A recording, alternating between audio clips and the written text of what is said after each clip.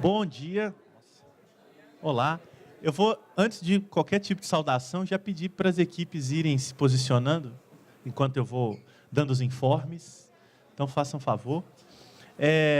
Bom dia novamente. Está muito alto, não? Estou com a impressão de que está super alto, mas está bom, né?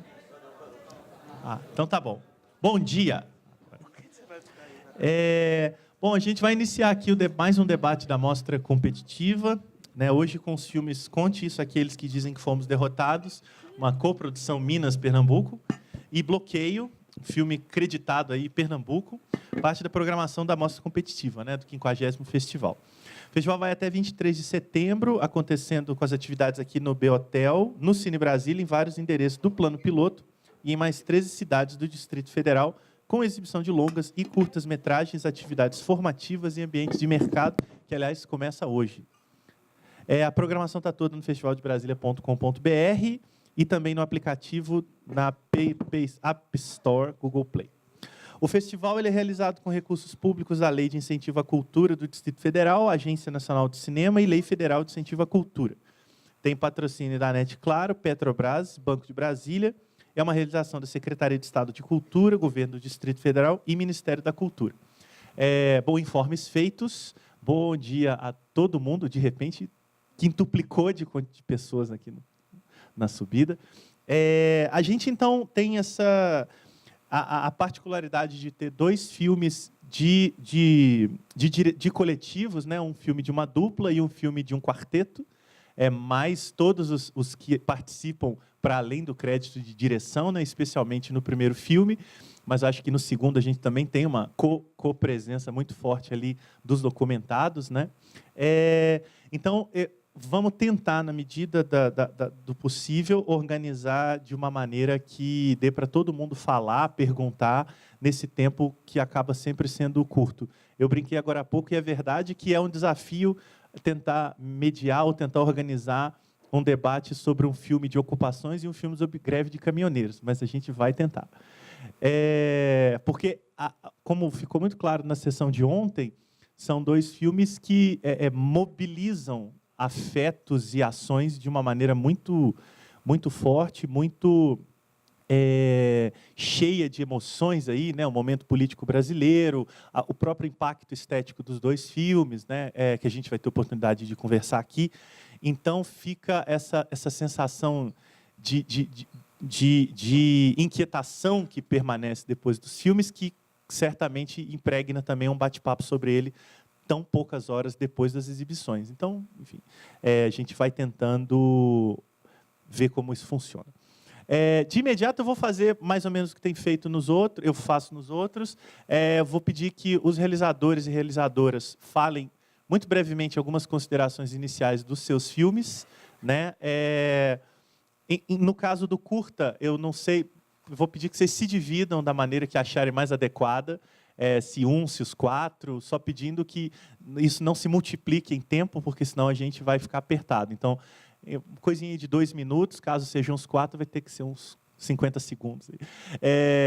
E depois a gente já passa para as perguntas, então quem tiver questões enquanto eles falam, podem ir levantando a mão que eu vou anotando, mas deixa eu passar para eles, mas já está anotado.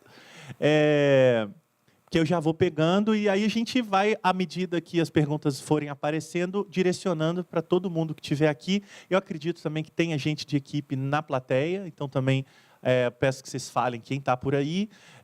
E aí o próprio pessoal também pode direcionar, falando, essa pergunta é mais adequada para fulano, para Beltrano, e assim todo mundo acaba podendo falar. Também já me adianto dizendo que, a certa altura do debate, eu talvez comece a não escrever, como ontem. Dessa vez eu vou avisar antes, porque a antipatia é um pouco menor da minha parte.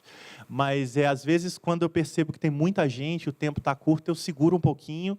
Se a coisa fluir, aí dá para incluir mais. Se não, infelizmente, a gente guarda para o próximo. Então, sem muita delonga, eu já vou pedir, então, pela ordem de exibição, que o pessoal do curta comece falando, depois a gente já passa para o longa, e agora sim, Suiane já está anotada. Quem mais tiver coisas, pode ir me apontando aí.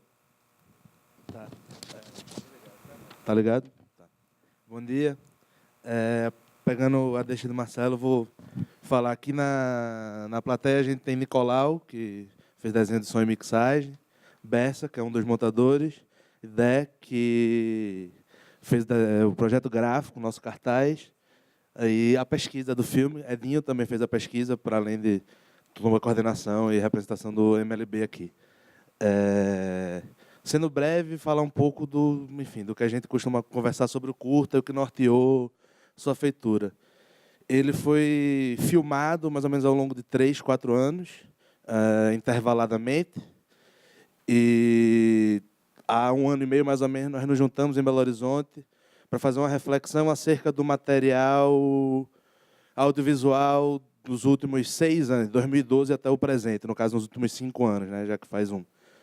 E dessa reflexão em torno dessas imagens, desses sons também, a gente tentou criar uma condição, um estado, algo a partir dos seus recortes da noite e em como negar determinadas situações a qual comumente se costuma vincular e se associar o que está em torno dos movimentos sociais, criar um filme que prevalecesse a experiência, onde buscássemos, de fato, uma reflexão nossa acerca do material, para chegar, em alguma medida, numa proposição estética, ou tentar encaminhar, participar, articular um debate ainda maior em torno de todas essas imagens, dessas existências, dessas ações políticas. Eu acho que, a partir desse momento, a gente passou mais 1 ano montando e debatendo a montagem, indo, vindo, até chegar no som e fazendo mais novamente isso no som. Então, foram 4 anos, queira ou não, discutindo desde como se filmar até o que fazer com essas imagens, de que maneira apresentar isso no cinema, pois a finalidade dessas imagens não era necessariamente o cinema. Afinal de contas, o cinema são status e, tendo isso em conta, a gente usa esse material, a MLB usa esse material, a comissão de comunicação, que ela é ampla, ela conta com colaboradores, com militantes, próprios moradores e moradoras que também fazem essas imagens de diferentes maneiras. Vem sendo apresentado, por exemplo, esse corte em formação de quadro, em formação de núcleo do MLB. Famílias assistem isso como parte do processo de formação de formação política, amplamente falando. E nos interessa tentar entender esse pragmatismo dessas imagens e suas possibilidades estéticas também. Enfim, acho que já falei demais.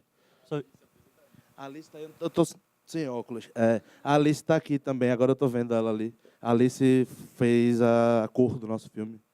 E você é o Pedro Maia de Brito, porque ele não se apresentou. Eu sou Pedro. Vou aproveitar e pedir que vão se apresentando e falem também a função do filme. Pedro é um dos diretores, mas tudo bem, é o primeiro, está tudo certo. Tá, ele é Cristiano Araújo, Camila Bastos, Edinho Vieira, pesquisa e representação no MLB, e Ayano Benfica, também diretor. Eu sou Pedro, eu sou a parte de Pernambuco, mas o filme é mineiro. E, enfim, é isso. Pelo curta, por enquanto, é isso aí. Legal. Gente, aproveitando rápido, eu também esqueci de dizer que os debates são transmitidos ao vivo. Ao vivo é complicado, né? Os debates são transmitidos ao vivo pelo site do festival de Brasília.com.br. Então, tem mais gente vendo, esperamos, né, que tenha mais gente vendo. Se por acaso quem estiver vendo tiver alguma pergunta e quiser mandar para alguém da plateia, repassa que a gente faz aqui. Então, agora o pessoal do bloqueio está lá. Bom dia, eu sou... Tá funcionando? Vamos ver. Agora tá. Bom dia, eu sou Vitória Álvares, realizadora do Bloqueio, junto com Cantandela Roche. Da equipe nós temos também as produtoras, Thaís Vidal e Dora Morim, que estão aqui. E Nicolau Domingues, que está ali também, fez parte das 2 equipes, na verdade. Nick também fez o desenho do som de Bloqueio. O nosso processo foi um processo bem atípico e bem diferente dos meninos ali. Foi um filme muito urgente, Bloqueio. Há 4 meses atrás nem havia paralisação ainda dos caminhoneiros e hoje a gente já mostrou o filme ontem aqui em Brasília, hoje vai ter mais uma sessão. E foi um filme feito pela necessidade, na urgência, com financiamento 100% independente, próprio. A gente viu o que estava acontecendo, ficamos muito, muito confusos e muito irrequietos com essa atmosfera, com esse emaranhado de narrativas e sem entender o que estava vendo ali. E foi isso que nos impulsionou a alugar um carro e pegar a câmera que a gente tem e se deslocar até um ponto de bloqueio. Foi em Seropédica, na BR-116, na Dutra, no caminho entre Rio de Janeiro e São Paulo. Filmamos durante 3 dias, temos 9 horas de material bruto, então é um filme super enxuto. E montamos em 1 semana, porque nós acreditamos que era importante conversar sobre esse filme o quanto antes. Então, queríamos agradecer mais uma vez ao Festival de Brasília também por ter feito essa mesma aposta e acreditado que era um filme importante de ser visto e ser debatido. É isso. Perfeito. Então, a gente tem já, para iniciar, a pergunta da Suiene, e quem mais tiver questões, observações, ponderações, já pode ir anotando aqui também. Oi. Bom dia a todos. Minha pergunta é para o pessoal do bloqueio. Na verdade, são 2 perguntas. Primeira, com relação... aquele tipo de relação que vocês conseguiram criar com a Polícia Rodoviária Federal e o Exército. Né? Numa determinada cena, inclusive, parece que vocês até estão no centro de um círculo que foi criado ali para proteger os policiais rodoviários federais, para tirarem foto das placas dos caminhões. E a outra é com relação só tem uma voz, né, que eu me lembro assim, que fala de Lula, né, que diz que se Lula voltasse, isso tudo já teria sido resolvido. E eu gostaria de saber se foi uma escolha na edição de mostrar mais um lado, ou realmente foi havia uma rarefação de vozes similares à daquele caminhoneiro que estava ali sentado de frente do posto. A relação com a polícia e os militares, a gente não tinha, na verdade. Não tinha, a gente estava ali. O que foi mais difícil no começo do processo foi criar uma relação de confiança com os caminhoneiros, porque eles estavam muito desconfiados. Tem um momento do filme que eles dizem, se é da Globo, vazam daqui, porque a gente não quer você. Estão muito, enfim, contra muita coisa, inclusive a mídia, as mídias tradicionais. Então foi um processo de conversar. A gente filmou 9 horas, a gente passou 3 dias lá, mas a gente passou muito tempo conversando com eles, com os caminhoneiros, sem filmar, assim. E isso com a polícia não, a gente não teve. Tem uns caminhoneiros que meio desconfiados que eles estão filmando você e tal, tem direito. O militar responde, é direito da imprensa, assim, a gente não vai. Mas a gente não tem nenhum acordo com eles, a gente não tem, a gente não trocou muitas ideias com eles. A segunda pergunta era? Só para completar, na verdade, quando o Exército chegou, nós já estávamos ali. Então, ninguém nunca nos abordou do Exército. E a gente se sentia à vontade para se aproximar, porque a gente estava filmando aquela movimentação. A gente já estava há algumas horas ali num contato muito próximo com os caminhoneiros. A partir do momento que os caminhoneiros estavam aceitando a presença da câmera, não eram os militares que iam nos dizer de sair, pelo menos não disseram. E, em hora nenhuma, eu pensei nisso, não fiquei nem com receio, na verdade, acho que nem o cantando, não foi uma questão para a gente, essa coisa das autoridades. E, só para completar, essa cena que você fala é mais para o final, porque é uma coisa que vai crescendo, né? Como no início, a gente vê que essas autoridades elas são aduladas, a gente vê que o helicóptero está sempre ali, rondando. E, no início, quando você ouve o helicóptero, a galera está batendo palma, apontando para o helicóptero. Já no final, quando você vê o helicóptero, estão jogando uma garrafa. Assim. Então, a gente vê em 3 dias como essa relação com as autoridades ela evolui, como ela muda assim, muito rapidamente. E é isso, a gente estava simplesmente observando toda aquela dinâmica, toda aquela movimentação. E essa coisa da PRF, que foi depois da decisão do Supremo, inclusive tem uma caminhoneira que lê isso, né, que lê uma matéria, e aí eles começam a fazer uma pressão fotografando as placas dos caminhões. Os caminhões não estão mais no acostamento, os caminhões não estão bloqueando as estradas, não está impedindo ninguém de ir e vir, como eles gostam de dizer. E, ainda assim, então, os caminhões estão todos estacionados numa área que pertence a uma propriedade privada, como os caminhoneiros dizem, e eles ficam assustadíssimos, porque eles dizem, nós temos a autorização do dono deste terreno, vocês não podem estar tirando a gente daqui. E o argumento das autoridades nós temos um mandato de busca, podemos sim.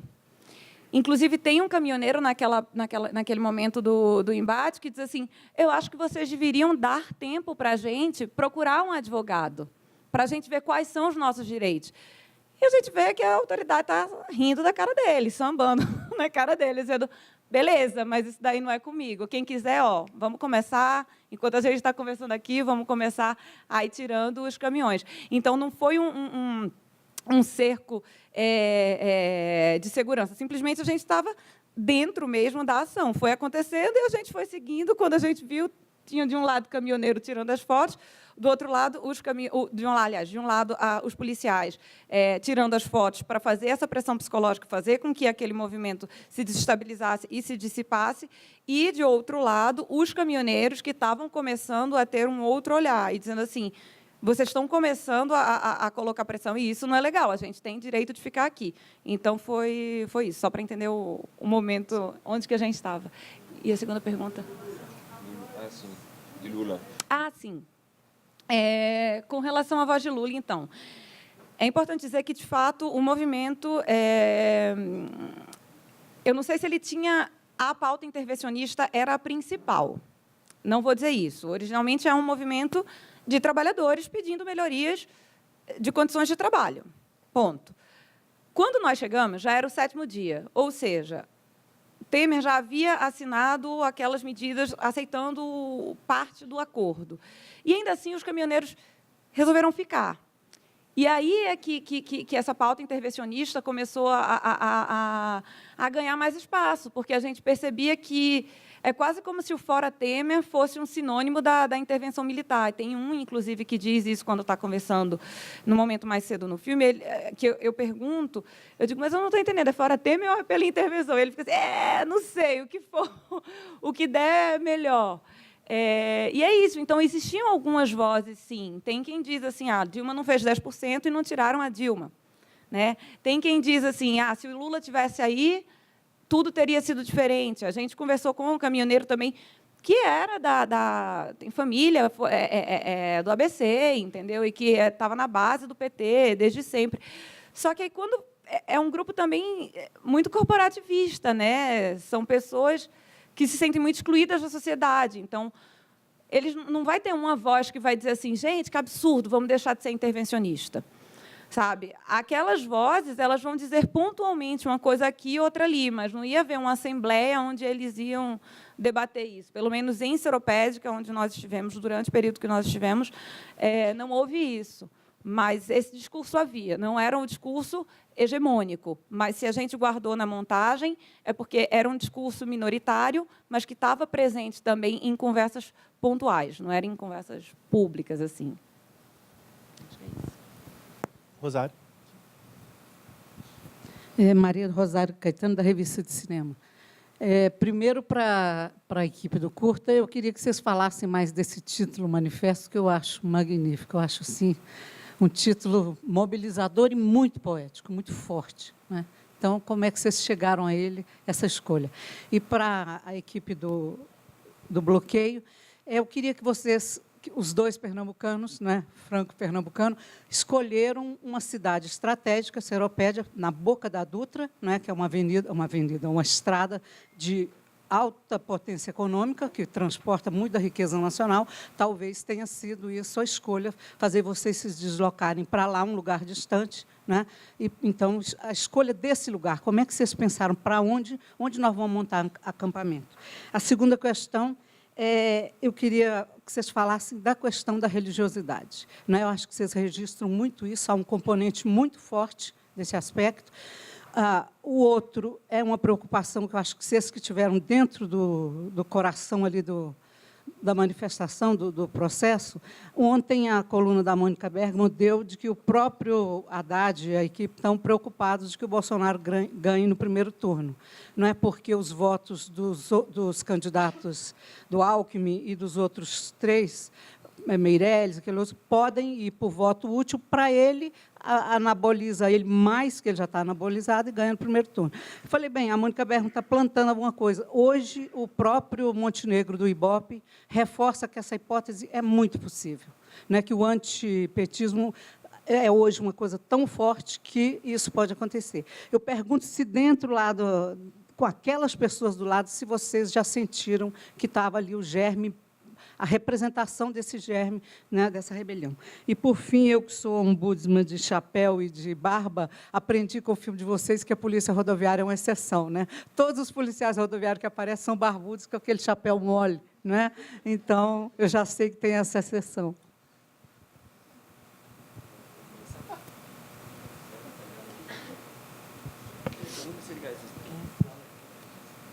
Esse aqui está rolando, né? Bem, primeiro, bom dia, né? Agradecer de novo especialmente o pessoal da equipe que está na plateia, Alice, Bessa, Nicolau, pela participação no filme. O filme também é feito sem orçamento nenhum. Nesse tempo todo, construído de uma forma muito específica, e só é possível graças às pessoas que se somaram no processo. Respondendo a sua pergunta, sim, eu acho que esse título ele tem várias dimensões para a gente, né? Eu vou falar de duas, assim, que são, acho que, as mais explicáveis, de alguma forma. A primeira, o Edinho até colocou muito bem no início da sessão ontem, é a trajetória do movimento naquele período. Né? Esse filme começa a ser construído em 2016. A gente tinha acabado de passar por um despejo muito forte, o despejo da ocupação Temer Jamais, no Barreiro. Foi um despejo que terminou com muita violência, e nós fomos perseguidos durante 12 horas por todo um bairro de Belo Horizonte. 5 ocupações ficaram sitiadas, com a gente, como militante, sendo perseguido.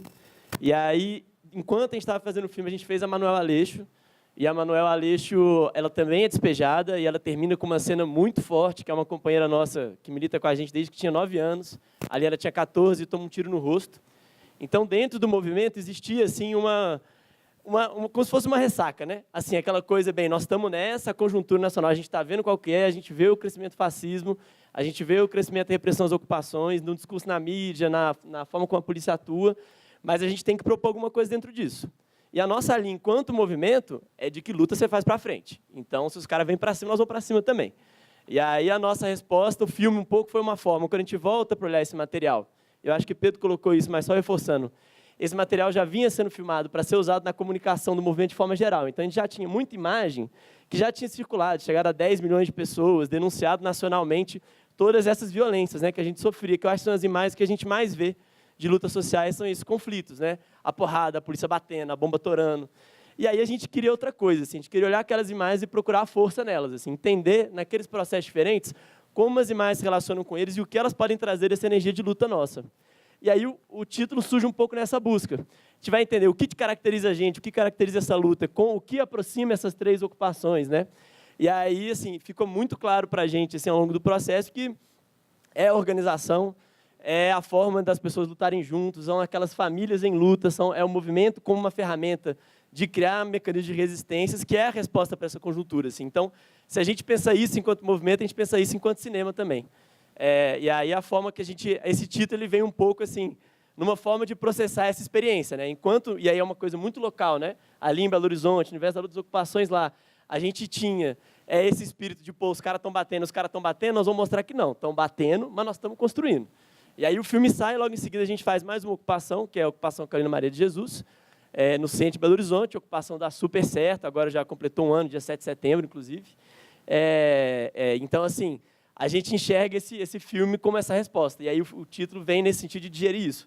E, nacionalmente, eu acho que dialoga com essa forma geral, né? Diante dessa conjuntura que a gente está vendo, que você, inclusive, colocou muito bem assim, ó, aspectos dela, seja eleitorais, ou então o filme de vocês coloca outros aspectos dela, esse crescimento do fascismo, do pedido de intervenção, a gente também vê que existe uma solução para além das urnas. Não quer dizer que a gente não tem que participar dessa discussão das urnas, mas, assim, para além das urnas, e que a solução é construída cotidianamente nesses espaços, né? Então, acho que um filme que monta 3 processos diferentes, em 3 anos diferentes, ele tenta trabalhar um pouco isso, assim. Essa energia de luta que existe lá dentro, essa energia de luta que vai continuar existindo, seja no MLB, ou seja em vários outros movimentos de luta por moradia, de luta pela terra, de luta, enfim, seja a pauta que for, posso falar dessa, que a gente tem um pouco mais de propriedade, assim, né? Mas que a resposta vai tá aí, né? Nessa forma de organizar, nessa forma de lutar, e o cinema, nesse sentido, a gente enxerga que tem o desafio de se relacionar com essa luta também, assim. Enfim, acho que é um pouco isso. Deixa eu só complementar com uma coisa, para responder. Conte-me quem é esse jovem leão e como ele saltava pelo ar enquanto o caçavam, de Mujhara a Sheikh Jarrah. Conte-me sobre aquele homem magro e bravo e como um esquadrão inteiro atacou no posto de controle de Qualândia, mesmo sem conseguir abatê-lo. Conte-me sobre aquela garota que se manteve firme, enquanto o bulldozer a esmagava como amendoeira em março. Conte isso àqueles que dizem que fomos derrotados. É um poeta palestino chamado Najwan Darwish. E ele escreve sobre a resistência ao ataque fascista que sofrem desde o que a gente já sabe da história. Então, a primeira pergunta foi sobre a escolha do lugar, né? Acho que, antes de tudo, é importante ressaltar que a gente não foi lá para fazer um filme.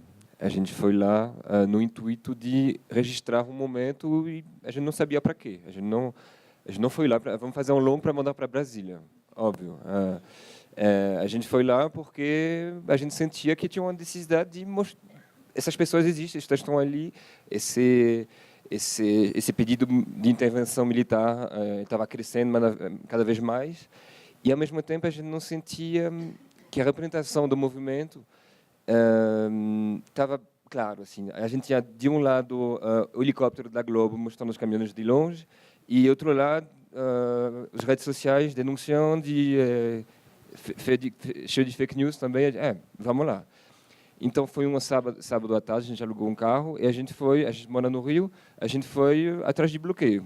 A gente foi primeiro na Reduc, a gente passou meia hora, não interessou tanto, assim, era outro perfil um pouco, não tinha tantos caminhoneiros, tinha mais intervencionistas. E a gente foi um pouco mais para frente e a gente chegou lá de noite e a gente conversou. A primeira noite, a gente chegou lá em Seropédica, e primeira noite a gente só conversou com eles, a gente não tirou a câmera. Então. E no dia seguinte a gente começou a filmar. Mas então não foi uma escolha de... Enfim, foi meio um acaso também de chegar lá. Mas, enfim, acho que é isso. E sobre a segunda pergunta, foi sobre eu... O embrião do ladrão. Sim.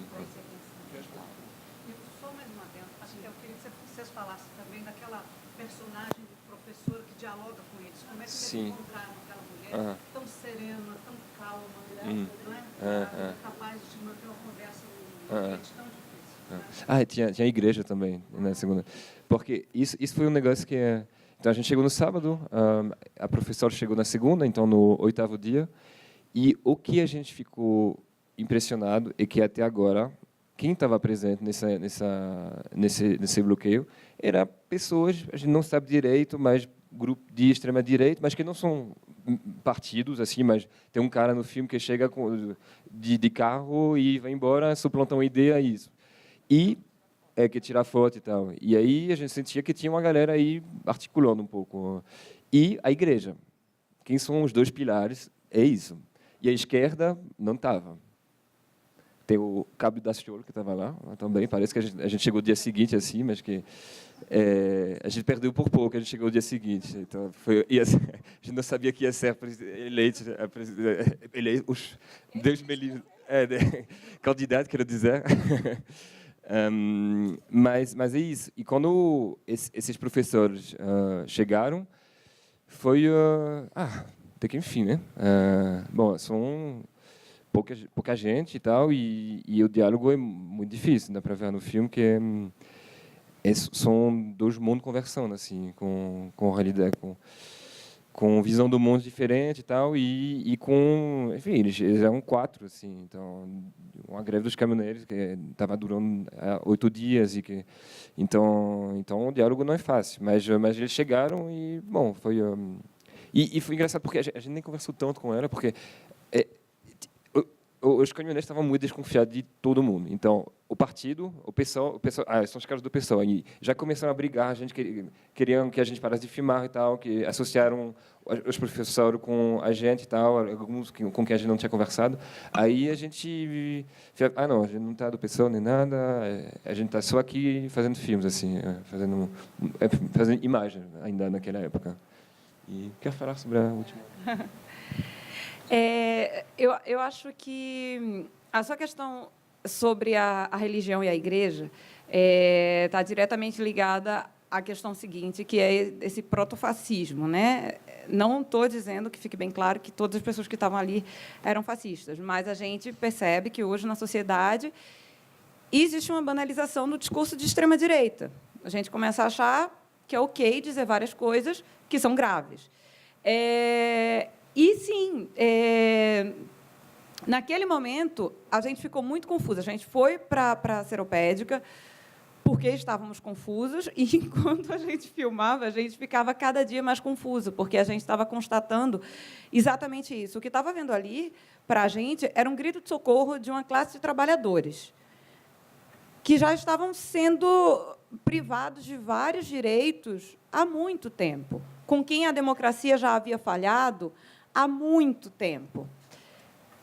E que não era a mesma perspectiva que nós, enquanto jovens de classe média, que vamos ter outros direitos, vamos passar em outros círculos, vamos poder debater ideias e não sei o quê. Então, para mim, o policial militar, né, o exército, vai significar alguma coisa. E, para a gente, foi extremamente importante estar ali ouvindo aqueles trabalhadores e não só julgando a experiência de vida e o conhecimento que eles têm. E eu acho que, às vezes, na esquerda, de fato, a gente diz que prona o discurso pelo trabalhador, mas, às vezes, a gente não está tão próximo ali no dia a dia para ouvir realmente quais são os perrengues, quais são as dificuldades, quais são os limites do dia a dia. A gente trabalha com jornalismo também, tanto eu quanto o Cantan, moramos no Rio de Janeiro, e uma coisa que já tinha chamado a atenção da gente, não tem nada a ver com o filme, mas vou fazer um parêntese aqui para tentar deixar isso claro para vocês, foi durante a ocupação militar, no Rio de Janeiro está ainda sob intervenção militar, e o que seria o laboratório do Comando Militar do Leste é um local que se chama Vila Kennedy, é um bairro que se chama Vila Kennedy. E nós, que moramos no centro do Rio de Janeiro, quando a gente vê isso, a gente ficava assim, meu Deus, é uma ditadura militar, que coisa absurda. E, quando fomos até a Vila Kennedy para trabalhar para outras questões, outras reportagens em momentos distintos, ficamos muito surpresos porque percebemos que aquilo ali dava segurança para vários moradores. E quem sou eu, morando na Zona Sul do Rio de Janeiro, para dizer, ai, que absurdo, porque o militar não vai deixar eu dizer o que é que eu penso? A realidade do morador da Vila Kennedy é outra. É uma pessoa que há muito tempo não tem direito de dizer o que pensa, há muito tempo não tem direito de sair e de voltar para casa na hora que quer, tem que estar olhando aplicativo no celular quando está com o celular, quando o celular não foi roubado, que a filha está inscrita na creche, mas você não tem condições de sair de manhã para levar em meio-dia para pegar, porque toda hora está tendo tiroteio. E que, pelo menos, naquele momento da intervenção, que tinha um tanque que estava ali só fazendo uma maquiagem, e eles sabiam, e eles diziam para a gente que isso daqui serve de nada, de noite volta tudo ao normal. Mas, pelo menos, durante o dia, está mais calmo.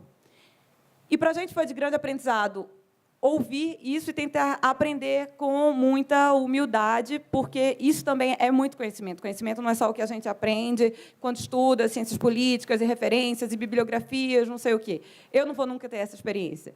Então, acho que a forma que a gente tem de tentar aprender é exercendo empatia, é ouvindo essa outra perspectiva, por mais que seja doloroso para mim, porque, na teoria, eu não concordo nem um pouco com isso, obviamente. E eu acho que nós revivemos isso, de certa forma, no bloqueio em Seropédica. Foi muito importante para a gente, fora os momentos em que estávamos filmando, conversar com esses trabalhadores que estavam ali e perceber também isso, essas lacunas, essa confusão e também a ausência, né, desse movimento de base. Como é que você tem um grupo de centenas de milhares de trabalhadores que está gritando, desesperado, pedindo alguma coisa, e a gente se vira e não ouve, sabe? E há um mal-estar. Como é que é? Tem dois tipos de trabalhadores, o trabalhador que pode fazer uma reivindicação e o que não pode. Por que a gente não vai lá ouvir por que é que eles estão gritando? De onde é que vem? Como é que um trabalhador quer ter saúde de qualidade, educação pública e, ao mesmo tempo, ser pró-intervenção? Será que não é estranho? Como é que todo mundo aí é Bolsonaro, ou tem vários, não são todos, né? Estou generalizando. Mas como é que tem tantas vozes pró-Bolsonaro? Bolsonaro está sendo assessorado por Paulo Guedes, que é extremamente neoliberal. E há várias incoerências, mas eu acho que é importante a gente tentar ouvir e dialogar com isso. Então, nos momentos em que a gente não estava com a câmera filmada, a gente pôde conversar e ter essa troca com eles. E eu acho que é isso. Não sei se respondi, Maria. A tua pergunta foi bem prolixa, mas é isso. E aí a gente vê que, de fato, logo que a gente chegou, quem estava dando acolhimento ali? Eu estou indo, juro, prometo. Eu não te cortei, não. Eu falei para... Mas era só para concluir, é isso. Quem que está dando acolhimento ali? A igreja evangélica. A gente pode ter várias críticas à igreja evangélica, mas eu acho que a gente tem que reconhecer que eles sabem muito bem estar presente em todas as municipalidades brasileiras, ocupando um espaço que não é ocupado pelo Estado. E aí a gente pode pensar, obviamente, quais são as consequências, quais são os malefícios, mas também de onde é que isso vem, porque senão a gente não vai conseguir mudar. Não é à toa que Bolsonaro está com 28%. Não é à toa que a gente está correndo o risco que esse cara que fala o que fala, e há tanto tempo, que passou 27, 28 anos como parlamentar e teve uma carreira apagada como ele teve, e ainda assim tem um eleitor brasileiro em cada quatro, ou um brasileiro em cada 3, talvez, que acha que esse cara pode ser presidente do Brasil. Isso é muito grave. E se a gente simplesmente virar a cara para dizer assim, ah, não, isso é um absurdo, não vou ouvir, essas pessoas não deixam de existir. Esse discurso não deixa de existir. Ele vai só continuar a se proliferar. Então, eu acho que bloqueio é isso. É a nossa urgência em ir filmar, e a nossa urgência em mostrar esse filme e em debater esse filme, é tentar dizer assim, gente, nós estamos muito desconfortáveis, foi um processo que nos perturbou muito, a gente não conseguiu dar resposta para nada, a gente está confuso e quer dividir essa confusão com vocês, para ver se a gente consegue pensar junto enquanto sociedade, como é que a gente chegou até aqui, e o que é que talvez a gente possa fazer para ter um futuro diferente, né? Vitória, isso...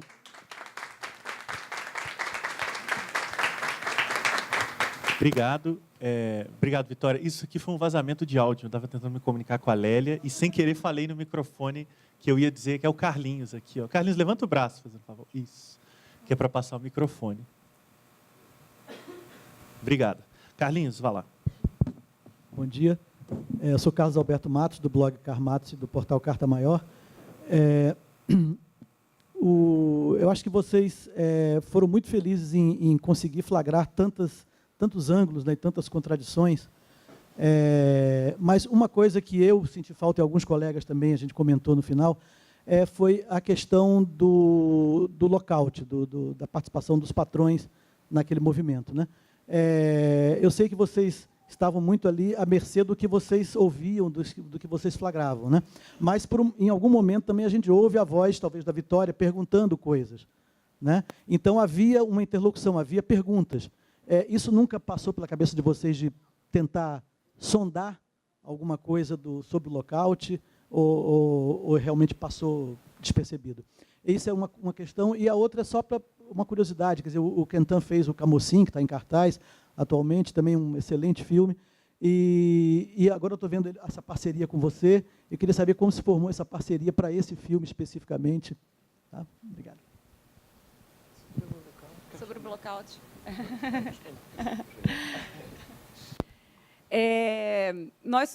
Eu sou jornalista de formação e ainda trabalho com isso hoje em dia. E o Quentin também trabalha algumas vezes com matérias jornalísticas. E uma coisa que foi uma escolha nossa, desde o momento que nós decidimos ir para documentar aquilo ali, acreditando que aquilo poderia ser um momento histórico, era de não fazer algo apenas jornalístico e de tentar não... Como é que eu posso dizer? Não, a gente não queria denunciar nada. A gente queria observar ali no mesmo nível que as pessoas, estando, né, lado a lado com as pessoas, qual era a dinâmica que estava havendo ali. Então, de fato, a gente estava em Seropédica e existem várias questões que poderiam ter sido investigadas e seria fantástico se houvessem outros filmes que investigassem também essas questões. Existe o Blackout, Seropédica é zona de milícia, é importante a gente dizer isso. Então, isso poderia ter sido um outro filme também, né? E não foi a escolha que a gente fez. É isso, não foi a escolha que a gente fez de acordo com as limitações que nós tínhamos de tempo, de equipe, de material, de tudo. não dava para a gente fazer tudo. Não dava para estar com o pessoal ali no dia a dia, na hora do café, na hora do churrasco, na hora do culto, enfim. E também estar investigando sobre qual que é a presença, como será que tem patrões ou não, como é que é isso. As pessoas com quem a gente conversou, pelo menos, não falaram abertamente disso. Não falaram. Tinham patrões que autorizavam, por exemplo, o uso da carga, compartilhar a carga. Tinham outros patrões que não autorizavam. Tinham cargas que estavam apodrecendo ali. Porque dentro do caminhão tem carne, dentro do caminhão tem lixo, às vezes, e ficava com um cheiro muito ruim. E é isso. E aí você se pergunta também, poxa, se é um patrão está havendo um blackout, por que ele não vai liberar para fazer churrasco aí para geral, para todo mundo, fruta para todo mundo, sabe? Então, eu realmente não tenho como te responder com relação à veracidade ou não disso, porque não foi uma realidade com a qual nós fomos confrontados. Desculpa, a tua outra pergunta. Sobre a parceria, eu e o Quentin, a gente já se conhece há 10 anos. A gente estudou juntos na França, na verdade. Fui fazer intercâmbio lá há muito tempo atrás. A gente já tinha colaborado em outros projetos. Eu fiz assistente de direção em Camusim. E esse é o primeiro filme que a gente realiza juntos. E eu acho que, enfim, você pode falar também, mas acho que nós temos perfis muito, muito complementares. E na filmagem isso se sente. Então, acho que foi uma coisa que funcionou muito bem. Eu sou muito mais extrovertida que o Quentin. Falo muito, como vocês estão vendo. E o Quentin observa muito. E eu acho que isso foi um ponto também. Foi um ponto positivo na filmagem, o fato de sermos dois. Eu ser uma mulher também, né, porque é um ambiente muito, muito masculino. E ainda eu me senti muito confortável, talvez por estar com um colega, um homem, talvez não, também, não sei, mas é isso. Eu acho que nós temos um olhar muito parecido do mundo e, ao mesmo tempo, temos perfis muito diferentes. Então, eu acho que foi uma parceria que foi rica para os dois. O Filipe aqui na frente. Vai ter que parar de filmar. Minha pergunta é para o curta. Na verdade, é uma questão que eu achei muito interessante, me atravessou muito quando você falou a frase cinema é um status, o que também é, e muito na análise estrito senso. Nós estamos em um festival, existe toda uma performatividade de festival, de prêmio, e que também tem sua importância, visibilidade, ajuda a fazer próximos filmes, mas, ao mesmo tempo, tem todo um outro campo no qual isso não é tão importante e que o filme vai além e que o cinema ocupa outros circuitos e amplia essa palavra.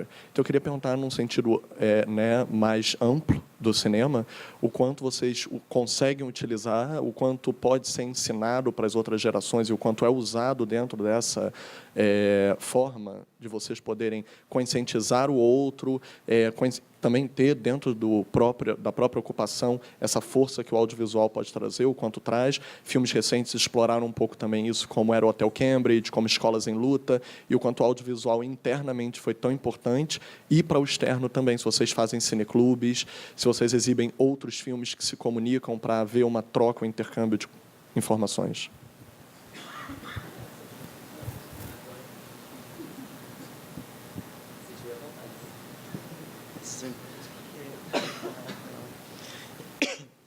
Bom dia.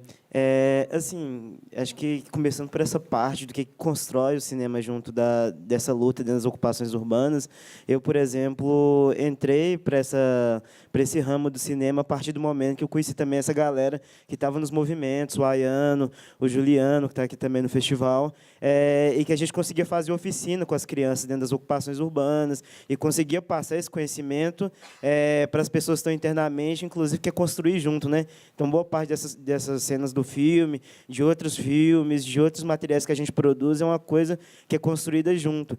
E, assim, é um material que é usado ricamente pelo movimento e nessa divulgação da luta, dentro desses espaços que a gente tem, da comunicação, das redes sociais, do jornal, de tudo, mas também está dentro desse espaço que é o cinema, e não só status, assim, mas também um reconhecimento da luta, porque acredito eu que se está no Festival de Brasília um filme como esse, é porque está sendo reconhecida a nossa luta, sabe? É porque mostra o quanto é necessário, nessa conjuntura, discutir coisas desse tipo, discutir alternativas que vá combater o que está posto hoje, essa questão do fascismo, o avanço da direita e tudo, o que a gente constrói no dia a dia para poder mobilizar essas bases. Porque é um pouco disso que o Ayano falou aqui agora há pouco, né? Assim, não é pensar só as alternativas eleitorais, porque as eleições acontecem aí a cada 4 anos, de 2 em 2 anos, assim, alternando entre a questão dos municípios e o Estado, aí no caso do federal, mas também o que a gente constrói de base no dia a dia, porque o Daciolo estava lá junto com os caminhoneiros, não estava? Pois é, o que a gente constrói de base no dia a dia? Sabe, assim, que eu acho que é uma das coisas, inclusive, que eu estou aqui ainda tentando fazer uma análise de que liga os dois filmes ainda, enquanto a questão da mobilização da base. Então, quando a gente chega e a gente... Como é que eu vou dizer isso? Quando aquela moça chega para poder dialogar com os caminhoneiros e tem essa concepção formada de intervenção militar, é porque também não encontrou uma resposta da esquerda no dia a dia dos trabalhadores ali. Então, no dia a dia, aquela moça que foi lá no dia da greve, ela não estava na construção diária junto com os trabalhadores, assim, que é o que a gente tenta fazer no dia a dia. Então, ontem vocês puderam ver lá no palco, subindo as famílias daqui do Distrito Federal, que estão no nosso núcleo de base. Então, essas famílias se reúnem semanalmente, elas participam de atividades, então elas estão ali mobilizadas para uma pauta que é maior, também pela questão da necessidade da casa própria, mas disposta a militar em várias questões. Então, assim, se tem várias pautas, vai ter greve, a gente vai estar lá junto com os trabalhadores, você vai ter uma manifestação pelo direito à cidade, para poder abaixar o valor da tarifa, a galera vai estar lá junto. Então, é uma construção diária junto com a classe trabalhadora. E, assim, as pessoas só procuram esse discurso de intervenção militar porque não são fascistas também. São trabalhadores, têm pautas econômicas, estão lá lutando para ter...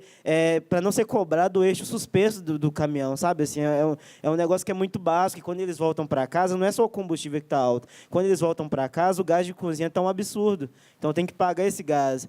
E em qual momento que a esquerda está dando essa resposta para esses trabalhadores nas ruas, assim, no dia a dia, na construção dessa pauta? E acho que é muito raso o discurso de chegar lá e dizer que a intervenção militar é ruim porque é ruim. Sabe, assim, então tem que ser dessa forma. Eu falei, você tem que ouvir que é ruim. E às vezes não vai ouvir dessa forma. Então, assim, é realmente uma crítica que a gente tem à esquerda. Temos que mudar muito essas questões ainda. É lógico que todo mundo que está aqui sabe que a intervenção militar é ruim, sabe por que é ruim, mas não é uma coisa que a gente enfia na goela das pessoas e fala assim, é ruim porque é ruim e pronto. E você tem que acreditar que é isso, sabe? Não existe isso. Não existe espaço vazio em política. Se a gente não ocupa esse espaço, a igreja está lá ocupando, a direita está lá ocupando, e vão ocupar esse espaço. Agora, a questão é tempo que está nessa mobilização diária, seja nos movimentos de base de moradia, seja nos movimentos sindicais, em qualquer espaço que tenha trabalhador, a gente tem que estar lá no dia a dia construindo, junto com ele, todas essas pautas, porque senão a gente vai chegar nesses espaços e vamos ter perdido. E aí, para reconstruir, para voltar do zero, é muito difícil. Mas, assim, voltando ao curta, uma das questões assim, que é muito importante para a gente é isso, é falar das nossas vitórias, sabe? Assim, apesar do fascismo ter ido para cima, a gente ter sofrido esse atentado, que não foi um tiro na Gabi, foi um tiro em todo o movimento. Assim, foi um momento que a gente, inclusive, começou a pensar, porque, inclusive, dentro da própria esquerda, teve gente que falou assim, mas não dá mais para fazer ocupação, não dá mais para fazer luta, as coisas estão muito complicadas, tem muita repressão, e a gente disse que não, inconsequente era não fazer luta, inconsequente era não ir para a base e não conscientizar as famílias que elas tinham que lutar por isso, porque quando a gente parasse, as famílias que não tinham casa iriam continuar sem casa. E a necessidade de continuar, a crise batendo, essas pessoas perdendo emprego, não tinha condição de pagar aluguel. Em Belo Horizonte, a população de rua aumentou, dobrou de tamanho depois que o governo Temer assumiu. Então, assim, se a gente não faz essa luta, a gente que é inconsequente. A gente que é inconsequente por parar de lutar enquanto a direita está avançando. Mas é isso.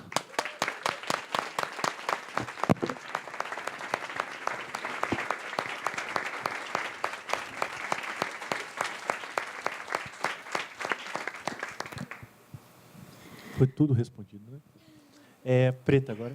Caramba, deu até vontade de chorar agora. Bom dia, gente. Eu sou Preta Ferreira. Eu sou liderança do MSTC, Movimento Sem Teto do Centro. Fui uma das atrizes do Hotel Cambridge. E a minha pergunta é para o pessoal do curta. Primeiro, eu queria parabenizar todas as equipes dos 2 filmes. depois do Hotel Cambridge, depois do filme, o MSTC ele ganhou muita visibilidade, né? As pessoas desmistificaram aquilo que a sociedade dizia, que os moradores sem teto eram vagabundos, que eram pessoas que não trabalhavam, queria moradia de graça, e a gente sabe que isso não é verdade, que quem quer morar com preço justo que caiba no bolso do trabalhador de baixa renda.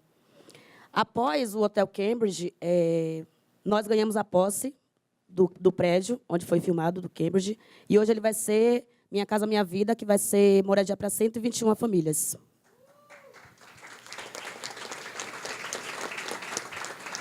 E eu queria saber de vocês se, após o curta-metragem, como que ficou a visibilidade do movimento de vocês? A gente sabe que as pessoas elas têm muito aquele preconceito, né? Então, eu queria saber se depois do filme isso mudou um pouco. Oi. Então... Ai, desculpa, gente, eu fico meio nervosa, principalmente porque eu não sou do cinema, assim, mas eu acho que o MLB, na verdade, a gente vem construindo... É isso, né? O filme, ele vem materializar, a gente está nesses outros espaços, assim, né? O trabalho que a gente vem fazendo com as famílias de conscientização delas e do direito delas dos lugares e a gente formar uma equipe de comunicação dentro do movimento já vem muito no intuito dessa construção no cotidiano das ocupações, assim. A partir do que a gente decide lá em 2012 que é importante ter uma equipe de comunicação para retratar o cotidiano dessas famílias, para mostrar que não tem vagabundo ali, que é todo mundo trabalhador, construir uma consciência de que os terrenos vazios ou os prédios vazios não estão cumprindo uma função social. E se eu ver a galera de base repetindo isso na cara de advogado, de PM, numa mesa de negociação, é a partir daí que a gente está trabalhando, assim, sabe? Então, claro que a gente chegar nesses outros espaços é mega importante, é maravilhoso.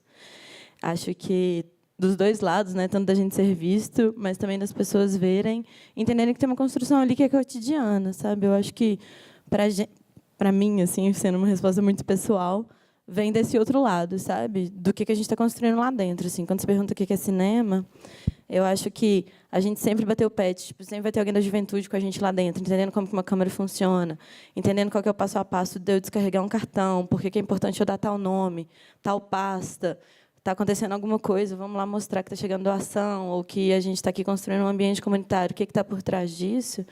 A gente também está fazendo cinema, mas também está desconstruindo isso tudo, sabe? Então, acho que é um trabalho que começa na base e a gente vai conquistando esses outros espaços, esperando que esses outros espaços vejam a gente também de outro jeito. Assim. Acho que é isso.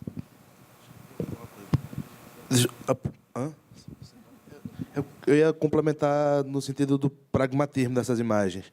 O nosso filme anterior, na Missão Cadu, ele compôs... ele foi parte de uma peça jurídica. Então, ele, enquanto integrante disso, ele evitou com que houvesse despejo, com que famílias fossem despejadas. Essas imagens elas circulam na internet há bastante tempo, como a Ayane mencionou.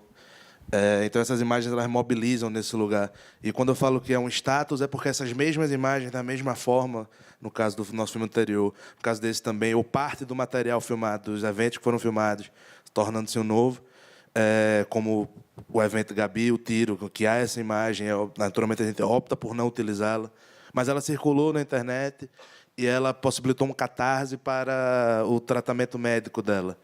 Enfim, essas imagens elas circulam de diferentes formas, em diferentes meios, e aqui ela se torna cinema um estado somente dela, mais um, que não é o primeiro, que não é o principal, e tampouco acredito que seja o último. Mas é extremamente importante, extremamente interessante e funciona a ocupação de mais um espaço, de mais um lugar de evidenciamento e, talvez, de como pensar essas representações, né, a longo prazo.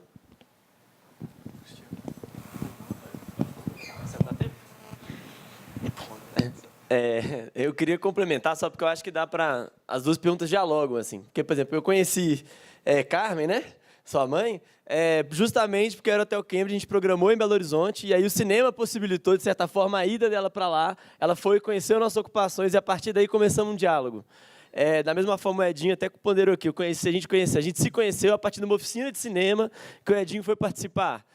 E o Edinho puxou, ele não falou aqui porque ele é modesto, mas ele puxou durante muito tempo um cineclube dentro da ocupação da Isidora, que é um complexo de 3 ocupações, o maior conflito fundiário urbano da América Latina, um dos 6 maiores do mundo, e ele puxou um cineclube lá dentro durante um tempo. Adilei Queiroz, né, o realizador daqui de Brasília, foi para lá, passou filme, discutiu uma cidade uma só lá, assim.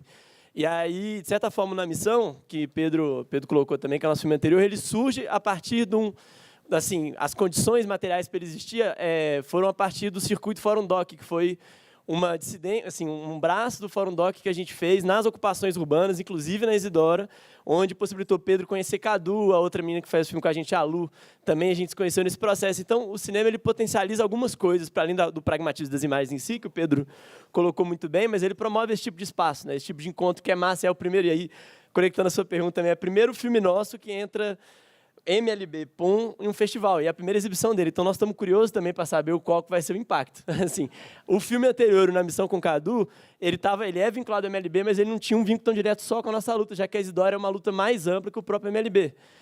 Mas é muito importante no sentido de fazer disputa política em outros campos, de reforçar o que a Jean colocou e a Camila também super bem, a importância do trabalho de base, a forma como esses filmes surgem.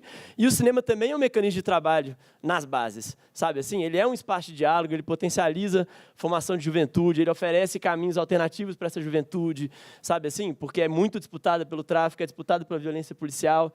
E a nossa experiência de registro é muito diferente das suas, por exemplo, porque essa relação em paz com a polícia a gente nunca teve. Sempre que a gente vai filmar, a gente é identificado, quase preso, a galera, os movimentos puxam a gente para dentro para a gente não ser levado pela polícia, porque a gente tem um ponto de vista historicamente localizado já nessa luta, as polícias conhecem a gente está sempre sendo identificado por eles, então, assim, é uma imagem que ela é produzida ali naquele contexto de disputa super forte, mas que vai cumprir uma função muito importante nessa circulação, seja jurídica, seja na internet, ou seja na sala de cinema, né? A gente chama um pouco de uma imagem tática, né? Um uso tático da imagem, assim. Obrigado. Agora o Fabrício. E aí, Fabrício, aproveitando, tem uma pergunta do lado, vocês já passam, vocês já fazem juntos aí. Pode ser? A gente otimiza tempo e espaço. Fabrício, da revista Janela, de Goiânia. Tem uma pergunta para o curto e uma pergunta para o longo, bem breves, prometo. Pegando já o gancho, inclusive, que o Benfica falou da imagem tática da imagem, né? Porque tem uma coisa da estética de guerra ali, né? De como está rolando, de estar se escondendo, né? da polícia, pelas razões que você falou. Tem um plano muito específico que a câmera está num beco ou numa ruela afastada, a gente vê a silhueta da galera e um plano sensacional, assim, e a viatura passa, né? O som fenomenal também. E eu queria saber, claro, um plano que eu vou chamar de cinematográfico, é muito bonito, e eu falo isso num bom sentido, porque não está ali só para ser bonito, está ali por uma razão tática, estratégica. Mas eu queria saber como se dá ali naquele calor do momento, naquela situação, naquela urgência toda, a escolha para fazer o plano daquela maneira, porque poderia ser ali do lado deles, por exemplo, na frente, né? Eu não tô criticando isso. Eu quero saber como se dá o processo ali naquele hora, naquela velocidade, de escolher um plano bem mais afastado, né? Que dá essa grandiosidade do plano inacreditável, assim, né? Como que isso ocorre ali? A decisão estética, não só tática. A pergunta para o longa, eu preciso antes de uma confirmação, qual local? Desculpa. Seropédica. Seropédica. A confirmação que eu preciso, no caso, é vocês me ajudarem, porque eu não lembro exatamente. Existe alguma informação do filme que localiza isso? Não, acho que não. Sim? Nos créditos finais. Sim. Ah, tá. Mas depois já acabou. Tá. Aham. Eu pensei que existia uma seropédica em Pernambuco. Sim. Mas aí Dutra eu me situei. Certo. Pois é, eu fiquei nessa dúvida até por vir no final mesmo, né, depois dos créditos. Vocês consideraram colocar isso talvez no começo, assim, e se não colocar, por que não?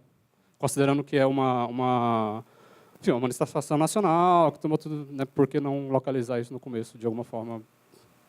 Emenda aí, e o pessoal anota tudo aí, gente. Minha pergunta é para o bloqueio. Meu nome é Luciano, sou da revista Janela também. Queria saber da escolha da música Alô Porteira, da Marília Mendonça, né?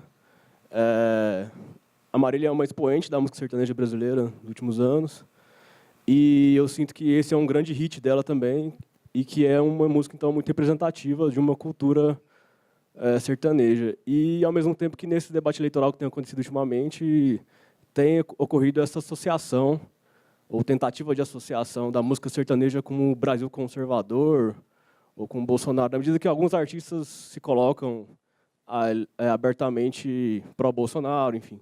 Mas que eu acho que essa cultura sertaneja, ou enfim, da própria música sertaneja abrange muito mais coisas. Mas eu queria saber só sobre essa escolha da música mesmo, por que essa, e o que se ouvia lá, como é que era. Alô? Começar pelo pessoal do bloqueio, música e a localização, depois a gente passa para o pessoal aqui do curta. Então, a música a gente não escolheu, né? Ela tocou lá e foi a música que estava ao vivo, assim, que são direto. O que a gente ouvia mais, para ser sincero, era o hino nacional, que tipo estava rodando assim entre sertanejo e nacional, hino da bandeira e tal, e é isso. Bom, acho que é isso sobre a música. E sobre a carteira de começo, a gente foi até fazer o DCP, a gente ficou na dúvida. A gente tinha uma carteira do começo que explicava que o acordo já tinha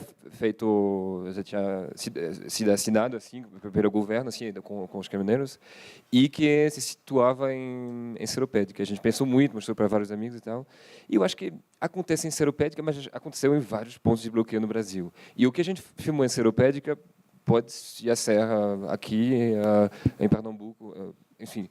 Então, eu acho que a gente acabou tirando e para não criar uma falsa expectativa que ia ser um filme informativo.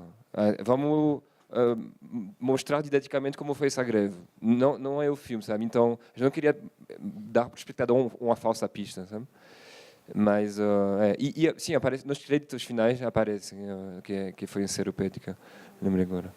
Mas acho que é isso. Quer acrescentar alguma coisa? Foram mais de 300, na verdade, pontos de bloqueio. E a gente ficou com esse receio que fosse reducionista. E essa paralisação dos caminhoneiros está muito nova ainda, né, na nossa história, está muito recente. Mas eu acho que ela encontra um eco não só no Brasil. Foi Seropédica. Seropédica é no Rio de Janeiro, é Brasil, mas a gente percebe que existe uma descrença na democracia, no modelo democrático, por parte de classes de trabalhadores, não só no Brasil, não é exclusivo do Brasil. Na França, por exemplo, a gente tem a Frente Nacional, que está ganhando cada vez mais adeptos entre o proletariado. As fábricas, as usinas, as pessoas que trabalhavam aqui, tradicionalmente faziam parte de sindicatos, que eram partido comunista e tal, estão cada vez mais votando Marine Le Pen, né, que estão votando pela Frente Nacional, e também está havendo essa banalização. Então, eu acho que foi com esse intuito, na verdade, de deixar o filme mais universal. Ok, uma pessoa que quer saber exatamente onde foi, depois vai no Google, pesquisa, vê como é. Mas a gente quis priorizar realmente a experiência da relação do espectador com toda aquela confusão ali do que a informação em si, que foi exatamente em tal ponto da BR. E com relação ao universo sonoro, é isso, é muito rico, né? Para a gente era muito interessante, mas era a playlist que estava rolando lá. A gente não tem música no filme, é tudo som direto. Então, entre louvores, a gente passava dos louvores para Marília Mendonça, para o Hino da Bandeira, para Fagner, para um rock e para o hino nacional. E é esse o caldeirão musical no qual nós estávamos mergulhados durante esses dias da paralisação. Mas é muito interessante a sua reflexão sobre o voto conservador, tá talvez atrelado, né, associado a esse gosto musical. Eu não sei, nunca havia pensado sobre isso, mas isso era o que a gente estava ouvindo nos dias que passamos lá com os caminhoneiros. Ana, vocês veem que eu falei do pessoal ir anotando, a produção já arrumou uns bloquinhos com caneta aqui, então agora, se tivesse isso ontem, o Crisase não tinha complicado tanto, né? Então, respondendo a pergunta, quando a gente fala imagem tática, não é só a imagem em si, desculpe. Não é só a imagem em si, mas a nossa posição, né? A nossa forma de realizar, assim. E aí eu acho que o que é fundamental, assim, é difícil falar de um plano só, entendo assim, a especificidade desse, mas, na verdade, a gente constrói essas imagens junto com o movimento há 4, 5 anos. Essa ocupação Manoel Aleixo, foi, eu acho que a 5ª ocupação que eu particularmente filmei nesse processo. E a gente constrói as posições, as divisões de tarefa da comissão de comunicação junto com a comissão de segurança, com o jurídico, com a comissão de cozinha, com a comissão de estrutura. Então, na verdade, a gente entra, sabe, assim, à medida que a gente vai ganhando experiência com isso, né, que as ocupações vão passando, e a gente vai entrando nesse processo, nesse jogo, assim, junto com todo mundo, a gente começa a entender muito bem os lugares que a gente tem que estar e meio que já conseguir antever algumas coisas, né? Então, escolher a posição para fazer cada um daqueles registros está muito ligado a saber qual atividade acontece agora e por quê, e saber onde se posicionar em relação a ela. Por exemplo, qual que é a função de estar próximo de uma portaria, diante da aproximação da viatura, por exemplo, né? Aí, claro, na hora, eu já não vou saber, no meio dessa confusão, todo o que na cabeça passou para decidir fazer aberto e não estar colado do lado. Mas, enfim, mas tem uma relação com ter sempre uma câmera próxima da portaria em tais momentos X, ou com preservar a imagem das pessoas nesse tipo de material de arquivo, nesse tipo de material de registro, já que pode ser um material que, se cair na mão da polícia, pode ser usado como flagrante, logo eu tenho que preservar uma determinada forma de silhueta para poder garantir que essa imagem seja usada depois. Então, são escolhas que, assim, a gente, no momento, nem opera ela conscientemente, mas, a partir desse exercício regular e de entender como se posicionar junto com as situações a cada momento, porque a nossa posição modifica ao longo do dia, né? Então, no momento de entrada, a gente tem uma relativa liberdade, porque a polícia ainda não chegou. Então, o nosso centro não é a negociação ainda, por exemplo, não é uma violação. A partir do momento que a polícia chega, e polícia significa violação, né? Infelizmente, é isso, polícia significa violação, aí a nossa posição é outra, é muito mais próxima, é na negociação, cuidando das falas, olhando as lideranças, pegando o policial, identificação, construindo um discurso mais de fala mesmo, assim, menos de imagem, porque a gente está meio condicionado a isso em função do papel tático nosso naquele registro, né? Já que, enfim, essa é a função primordial da comunicação no processo de construção das ocupações urbanas. Então, é um pouco isso, assim, é um exercício que, ao longo acho que da primeira ocupação que a gente filmou para a última, tem uma evolução desses planos, também uma mudança, porque a gente também vai entendendo muito mais as coisas e sabendo muito mais como se posicionar e pensando tudo junto, né? Qual a função dessa imagem na segurança, qual a função dessa imagem, né? Assim, muito mais do que qual a função dessa imagem em si e pronto, né? Enfim, eu acho que é um pouco isso. Assim, não sei se eu respondi o suficiente, mas... O próximo vai ser o Luiz Joaquim. Levanta a mão enquanto o microfone chega, mas a gente vai ter um intervalo aqui para o Informes do Valente. É o meu comercial de 30 segundos de todos os dias para lembrar da programação da tarde do festival, enquanto o pessoal ainda está por aí. Às 2h30, hoje a gente tem no Cine Brasília um documentário Lembro Mais dos Corvos, do Gustavo Vinagre, um filme que estreou em Tiradentes no começo do ano e foi premiado no Cinema de Real, um dos principais festivais de documentário do mundo, em março.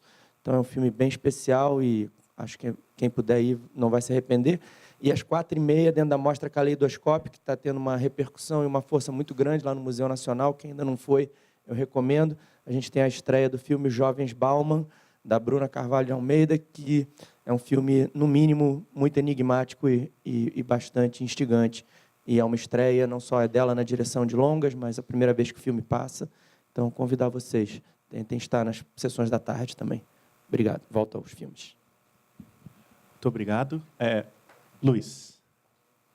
Boa tarde. Não está ligado. Alô. Oi. Boa tarde. Sou Luiz Joaquim, do site Cinema Escrito, do Recife. Bom, uma parte da minha pergunta, o Cantan e a Vitória já responderam, né? Era sobre a expectativa do que encontrar lá e do que realmente encontraram.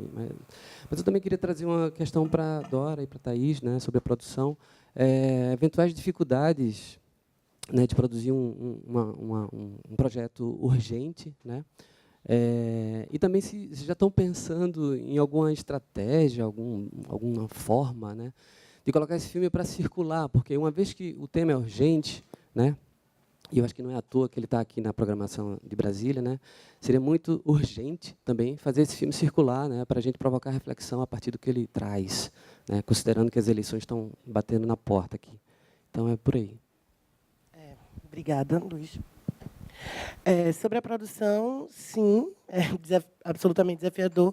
Todo o filme foi feito com recursos próprios e recursos muito mínimos, enfim, de aluguel de carro, de gasolina, de alimentação, para manter Vitória cantando durante esses 3 dias lá.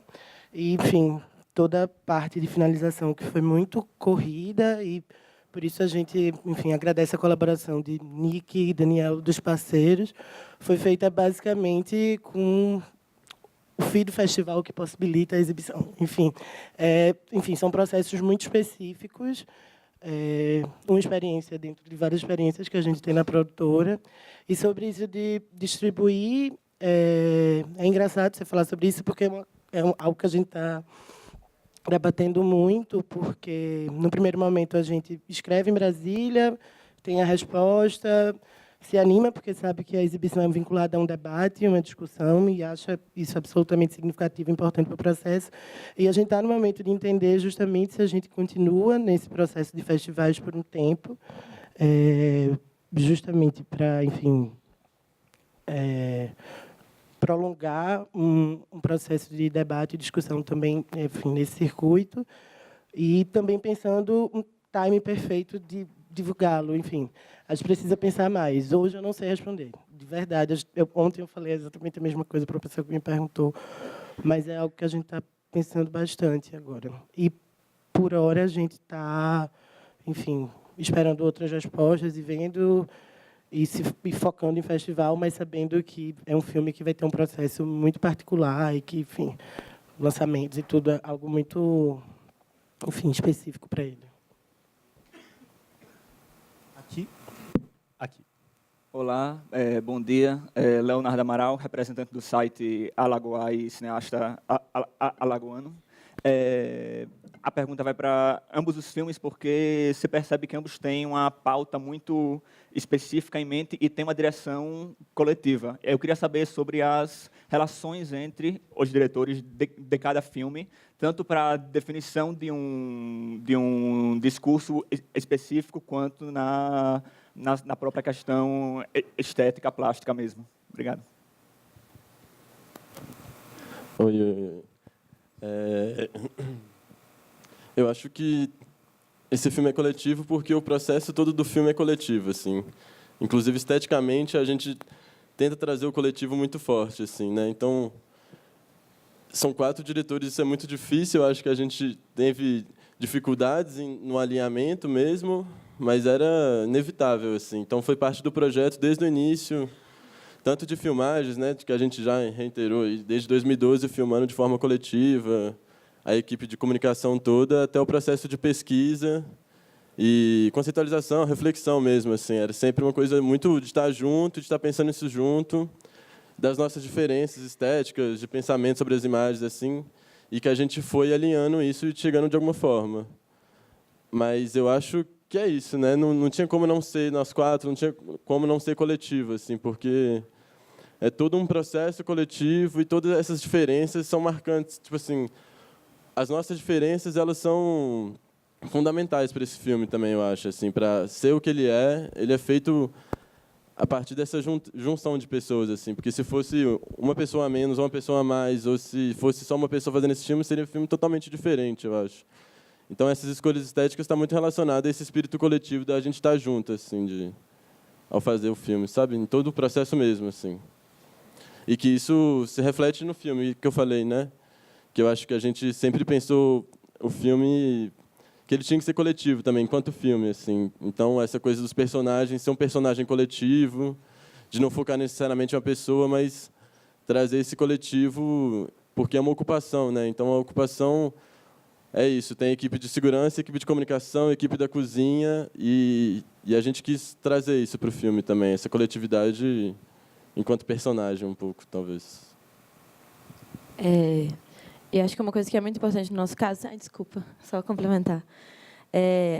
Cada um de nós 4, o Edinho, o Juliano e o Dé, temos uma relação muito específica com as imagens, assim, né? Tipo, eu, por exemplo, entrei em todas aquelas que estavam filmadas, alguns de nós não entraram, o Pedro não entrou, o Dé filmou umas coisas. Então, até a seleção mesmo, assim, né? Pegar tudo que aquilo que representa para a gente, desassociar das relações de um despejo ou de o que eu estava fazendo na hora que aquilo ali aparece, e meio transformar esse afeto em relação às imagens num filme, só foi possível porque eram 4 pessoas diferentes que tinham relações diferentes com as imagens, assim. Acho que isso é o principal. Se fosse só eu, o Ayano, ou só eu, ou só o Cris e o Pedro, seria outro filme, porque são relações diferentes com as imagens por causa do momento que cada uma delas foi feita, assim. Sobre a relação de filmagem, foi um pouco que a Vitória falou mais cedo, que a gente tem perfil um pouco diferente, com competência um pouco diferente, mas muito complementar. Aí a Vitória tem uma formação mais jornalística, assim, imagem de cinema documentário e tal. E, por exemplo, os 3 primeiros filmes que eu fiz foram um projeto que durou 2, 3 anos, assim. É a primeira vez que eu faço um filme em 8 dias, o primeiro corte, assim. Não sei se é a última, mas vamos ver. Mas isso foi muito interessante nessa. O grande desafio no começo era ser aceito pelos caminhoneiros. Eu sempre vi que eu nunca, tipo, estaria lá filmando, ia demorar, e acabou a greve, eu não teria filmado nada. Não, tem que filmar. Então a gente tinha muito complementar com isso. Isso foi bem feliz. Acho que é isso. O que tu não? Sobre escolhas estéticas. Sobre escolhas estéticas, então, o quarto filme que eu faço, assim, que Vic também participou em todos os processos e tal, e foi muito simples de filmar de forma muito intuitiva, assim, uma equipe muito pequena, mesmo sem ser esse filme, sempre filmei com 2 pessoas, eu filmando e uma pessoa fazendo som. E o Camusim foi feito assim, o filme que está em cartaz agora. E numa relação de confiança com os personagens, assim, filmar com as pessoas, mesmo se são pessoas com quem eu não concordo com os ideais e tal, a gente estava com eles, assim, a gente não estava contra eles, a gente não estava filmando julgando eles, assim, ir de forma muito aberta, assim, e ainda mais pelo fato de eu ser francês, então de ter um olhar estrangeiro e tal, eu sempre tento abordar essa realidade com a maior humildade, assim, de olhar sem estar de cima, eu vou julgar o outro do meu ponto de vista, sabe? Vamos ver o que está acontecendo e observando, filmando, captando o que eu estou sentindo. E o que a gente bota no filme é o que a gente sente, que é o mais forte, assim, que nos toca, realmente. E que a gente acha importante em termos de discurso também. Mas é isso. Não sei se... Alô. Desculpa, eu quero só fazer um comentário sobre sua pergunta e um pouco da sua. Porque ontem eu ouvi algo que me incomodou muito. Eu vou começar. Eu acho que o som, a mixagem, a edição, o desenho de som é brilhante do filme, enfim, modestas favas, eu acho isso. Mas eu estou falando isso só para chegar. Ontem eu ouvi a seguinte frase: um som captado diretamente da câmera jamais poderá ter essa grandiosidade. E aí eu digo, foda-se. É justamente o som captado da câmera desse jeito que vai ter a grandiosidade. É porque ele vem da câmera, não é porque ele vem de 5 microfones espalhados. E a ideia é essa. Esteticamente é isso.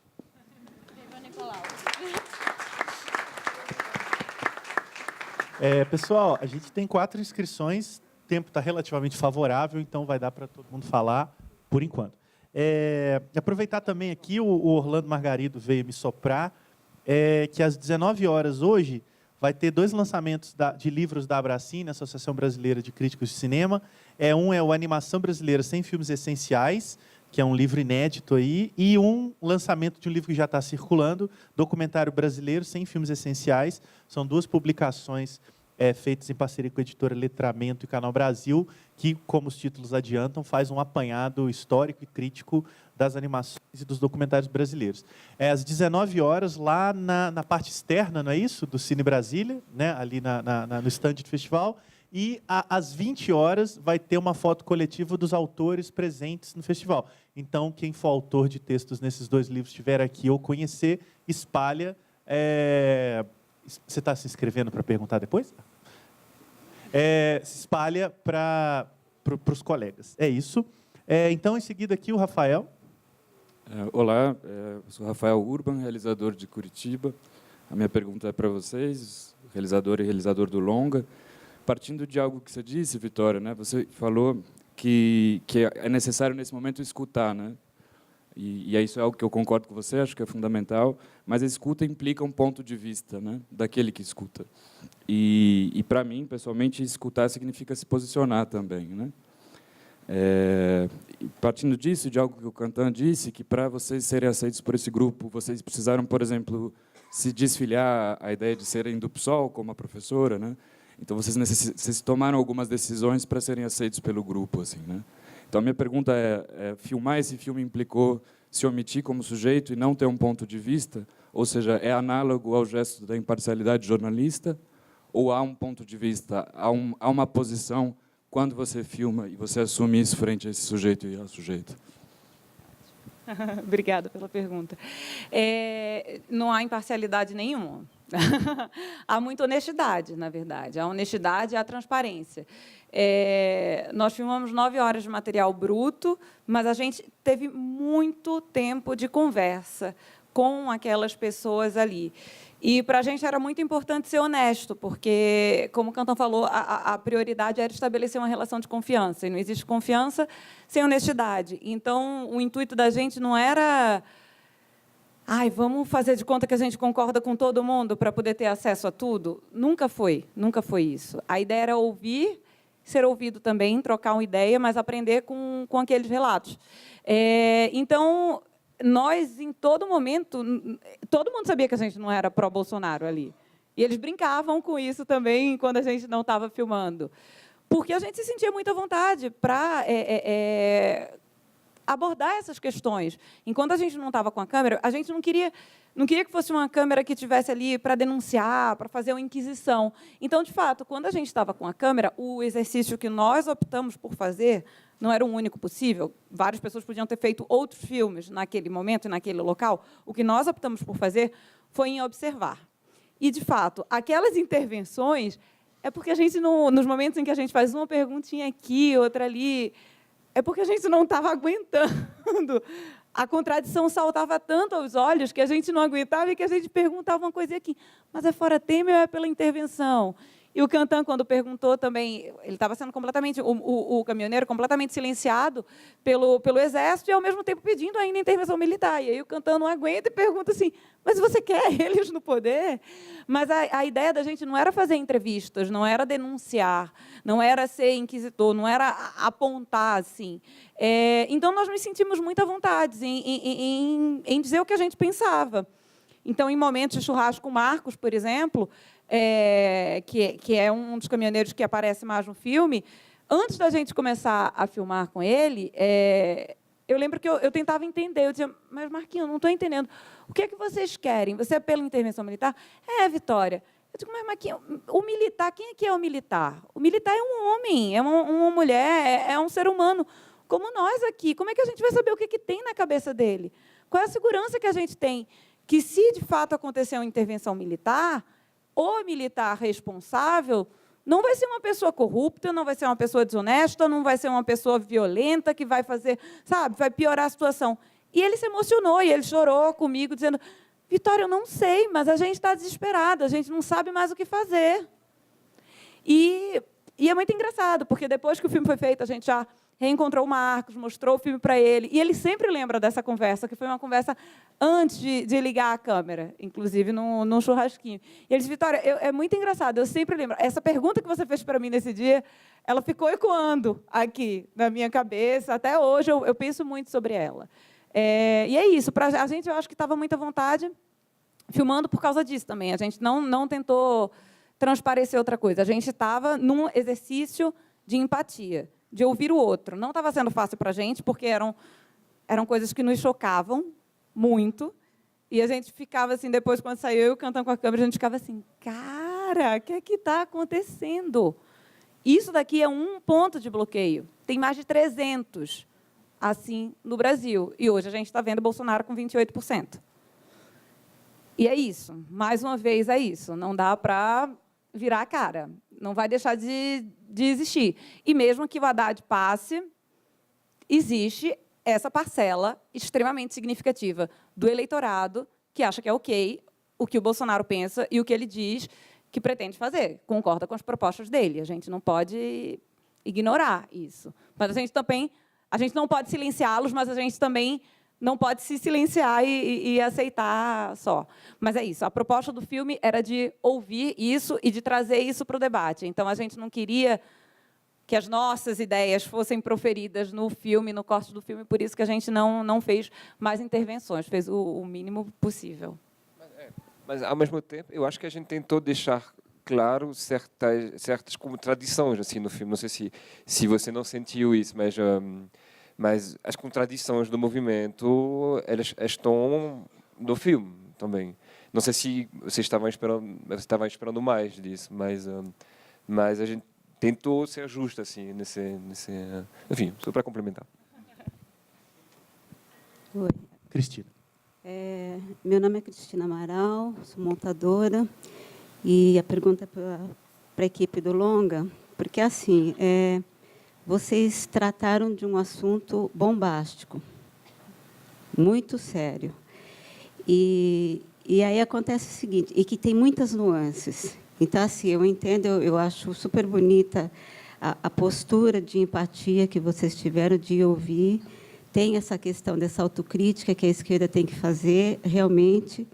Só que a gente não pode esquecer que, ao mesmo tempo, se a gente falar que teve um certo descaso da esquerda, teve uma construção muito forte, muito consistente e no tempo da extrema-direita. E aí eu acho complicado a gente trazer a discussão, porque, para mim, assim, como espectadora, eu vi aqueles caminhoneiros como uma massa de manobra.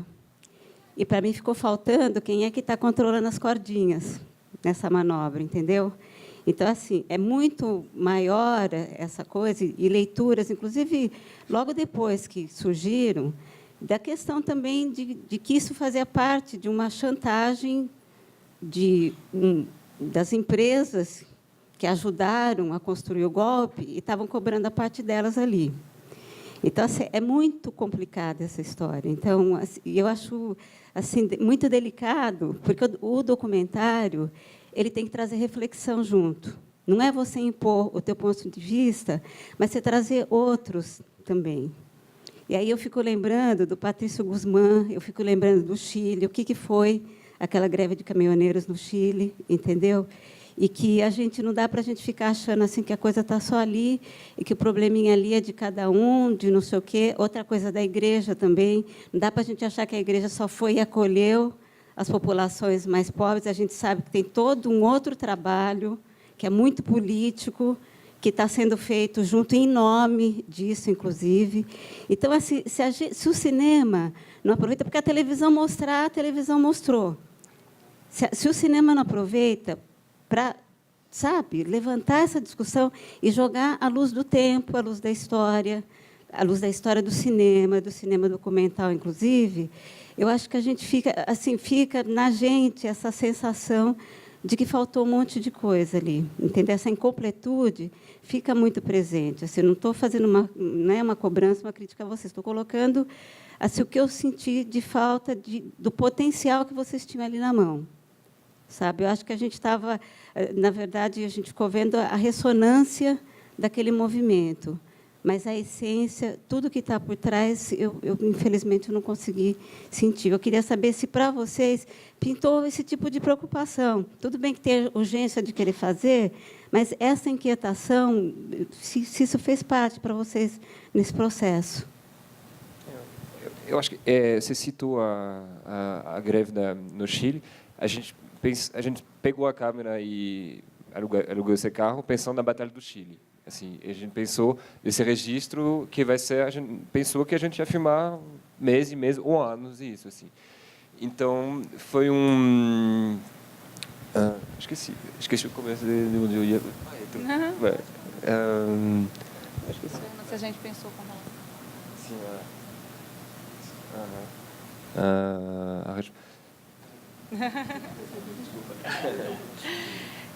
eu concordo plenamente com você. Eu acho que o cinema documental é importante que ele se proponha essa reflexão. E eu entendo absolutamente as suas frustrações, que são também as minhas, de certa forma. E aí tem uma outra coisa, que é a realidade, né? Nós passamos 72 horas com essas pessoas. Eu acho que eu adoraria ver esse filme sobre uma investigação, sobre de onde é que vem, sobre a massa de manobra ou não, por quem que está ganhando de fato com isso. Só que essa não foi a escolha que a gente fez com as limitações que a gente tinha. E eu acho que é um pouco isso que Cantan estava tentando começar a falar. Bloqueio foi um filme que surgiu, foi um filme feito sem pretensão, se a gente pode dizer. Porque, quando a gente não foi com o objetivo de vou fazer um filme para denunciar que esses caminhoneiros estão sendo massa de manobra. E a gente fez com o que a gente encontrou ali. Quando a gente mostra a igreja, não é para dizer, olha como eles são fofos, estão vindo aqui porque eles adoram essas pessoas. É justamente para que os espectadores, eu, enquanto espectadora, pelo menos funciona assim para mim, eu vou me perguntar, o momento de acolhimento só existe com a igreja? Que lacunas são essas? O que é que está havendo? Então, eu acho que essas coisas que faltam no filme, e de fato faltam, são um filme um filme com muitas fragilidades, obviamente, e a gente assume e pega para si todas essas fragilidades. A gente não tem nenhum problema em lidar com isso. Mas a expectativa da gente é que isso gere justamente essas questões e gere esse debate, e que talvez essas perguntas venham no debate. Não é um filme que traz respostas. A gente não tinha condições de dar essas respostas. E eu sinto muito se realmente o público fica confuso e rola uma insatisfação, de certa forma. Porque é isso, porque a gente só conseguiu ir até algum ponto ali, em 3 dias de filmagem com aquelas pessoas. E a gente tentou fazer um retrato de um momento que parecesse o mais justo com a experiência que nós vivemos e que a gente abrisse isso daqui para o debate, justamente para se dar conta que, gente, vamos lá, a igreja está ali, mas a igreja não é só acolhimento, a igreja está ganhando, a igreja política também, quando ela está ali. Né? A extrema-direita chegou do nada, tem um monte de bandeira de adesivo. De onde é que vem essas bandeiras? De onde é que vem esses adesivos? Isso custa dinheiro. Como é que a gente chega ali e já está com tudo isso ali? Então, só para dizer que eu concordo contigo, que eu reitero, mas que a gente não conseguiu suprir essas necessidades nos 3 dias de filmagem, que foi o tempo que a gente teve para filmar a paralisação. Não sei se você quer completar com alguma coisa. Ok, agora o Fábio aqui. E aí, Fábio, depois já passa para Rosário, a gente faz o bloco que está na sua frente e a gente já fecha esse lado aqui. Minha pergunta é para a equipe do Conte Isso. Queria saber por que a opção de situar aquela situação só nas cartelas finais. Vocês queriam deixar uma sensorialidade maior, a gente racionalizar menos e estar mais dentro daquilo e depois... Porque Na Missão com Cadu também as cartelas finais ressignificavam o que a gente tinha visto, mas era um filme muito mais falado e que a gente entendia completamente, exatamente o que estava acontecendo. E aí, se Bersa quiser responder também, se é uma coisa de montagem, e, enfim... Rosário, desculpe. Rosário, aproveita. Eu vou fazer uma pergunta rápida para os dois. Num determinado momento, a Camila disse, eu não sou cineasta. E eu fiquei sem compreender, porque eu tinha pensado que penso que vocês são 4 cineastas, e o Edinho é um líder do movimento, né, muito articulado, fala muito bem, brilhante, né? Mas então eu queria entender melhor vocês 4, que trajetória tem. O Pedro, eu já olho para o Pedro e falo, Pedro é gente de cinema, é bicho de cinema, só pensa em cinema. Mas os outros 3 eu queria saber mais, principalmente também do Pedro, um pouco mais de vocês, para eu compreender a relação de vocês com esses movimentos e o trabalho, né? Como é que isso resulta nos filmes. Para vocês 2 e também para as produtoras, nós vimos aqui no ano passado um filme do Rubens Revald, do Abi Saber e um outro rapaz, chamado Intervenção, que é um filme assim, paroxístico, porque a extrema-direita que aparece no filme é alucinada, é paranoica, ela produz discursos loucos nas madrugadas internéticas e tal, e aonde eles chegam, eles gritam, eles brigam, e a gente está vendo isso muito no cotidiano. O filme de vocês apresenta todos, mesmo os que defendem da intervenção, explicitamente. Tem um que carrega a faixinha no corpo o tempo inteiro, né? Mas as pessoas são serenas. Eu pergunto se nessas 9 horas havia transtornos, gente meio paranoica, transtornada, que grita, que fala. Se vocês não tiraram, limaram isso na montagem para que... na tentativa de que se trouxesse mais reflexão e menos medo, como o outro filme nos arremessa nesse mundo da paranoia, dos alucinados, das madrugadas, né? E eu não entendi da resposta de vocês se o filme já tem distribuição e data. Não tem, né? Tá. Então, são essas as questões.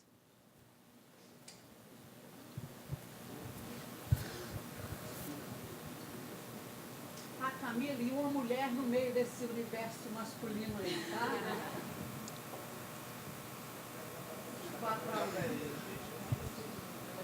Vamos trocar aqui, peraí. Alô? Não, tá rolando. A bateria tá no fim, mas... Oi. Então, não vou falar da cartela, vou deixar os meninos falarem da cartela, porque você pegou talvez o ponto mais polêmico da nossa vida, mas eu vou deixar para eles responderem. Eu fico falando isso do Anúncio do Cinema, assim, porque os meninos têm uma relação muito diferente do cinema que eu, assim, né? Eles trabalham com cinema, eles se envolvem com promoções audiovisuais. Eu sou, na verdade, arquiteta e urbanista. O meu trabalho junto do movimento, na verdade, eu sou da equipe de comunicação, mas eu sou da parte de negociação jurídica urbana e de construção de por que aquelas famílias têm que estar ali, justificativas dos terrenos, toda uma questão um pouco mais específica de logística e tal, mas sempre tive na equipe de comunicação, assim, e estou no movimento desde 2012. Acompanhei todas as ocupações da MLB em Belo Horizonte. E acho que é isso, assim. Queria falar, na verdade, que o Edinho é muito mais cineasta que eu. Inclusive, tem vários filmes e ele devia falar sobre isso. Não, acho que está respondido, né, sobre a gente, assim. E sobre as cartelas, é polêmico porque a gente ficava muito nessa dúvida, assim. Primeiro, se colocava antes, se colocava cartela ou não. E que a gente pensa, né, que a cartela é um plano a mais, assim, para o filme, na verdade. Mas que eu acho que a ideia era deixar um pouco desse lugar da experiência mesmo, igual você falou de sensorialidade, e depois entregar um pouquinho, assim, porque tanto que não dá para saber qual ocupação é qual ali, né? A ideia um pouco era criar esse outro terreno, assim, uma espécie de outra... A gente ficava brincando que é um estado de ocupação, assim, não necessariamente uma ocupação, mas um estado de ocupar, assim. Então, é como se o filme fosse sobre a ação de ocupar, sobre esse momento, sobre essa experiência do ocupar, e não sobre a história de uma ocupação específica. Mas, claro que quando a gente está montando isso a partir de todas essas imagens, e a partir de toda essa nossa experiência, a história dessas ocupações também está presente, né? Então, por isso que a gente achou importante, eu acho, de colocar a cartela, assim, para mostrar que essas imagens vêm de algum lugar e que esse filme carrega também a história dessas ocupações, assim, e que elas não foram feitas, enfim, para mostrar que da onde que elas surgem, assim, né? Essas imagens desse movimento e de uma forma explica o filme um pouquinho nesse sentido, né, de onde vêm essas imagens, mas eu acho que isso, se tivesse desde o princípio, ia ser no fim, assim, porque esse momento de descoberta também, assim, de entrada no filme, assim como a entrada no terreno, para a gente era importante, assim, de ir sentindo, de não entender, tá tudo escuro e de repente a coisa vai crescendo e vai virando uma ocupação, assim, até terminar de uma forma mais explícita, eu acho. Só complementar, assim, também uma coisa que foi massa nesse processo das cartelas foi que a gente fazia visionagens ali do processo com as famílias e com o movimento, e foi uma coisa que algumas pessoas do movimento sentiram falta, assim. Então, isso também que gerou a gente entrar um pouco no embate. Se colocava ou não colocava, porque as coisas do estado de ocupação foi talvez uma das primeiras coisas que a gente tinha decidido, assim, né? Porque a gente pegou... são 6 anos de arquivo, a gente focou ali em 4, então, foram 6 semanas vendo todo esse material. Então, a gente precisou estabelecer recortes, assim. E esse foi um deles, né, de não falar de uma ocupação específica, mas também as famílias e o movimento sentiu falta da gente contar um pouco a nossa história, aquilo que a gente diz em Fomos Derrotados, especificar um pouco. Também é massa para as famílias, assim, sabe? Acho que elas ficam, né, independente do cinema ou da construção do filme em si, para as famílias que tiveram aqueles processos, foi massa para elas terem aquilo ali, foi uma demanda um pouco delas também. Assim, a gente chegar nessa decisão, como que a gente ia colocar isso no filme. Em relação a estar no meio de 4 homens, 5, né, com o Edinho aqui,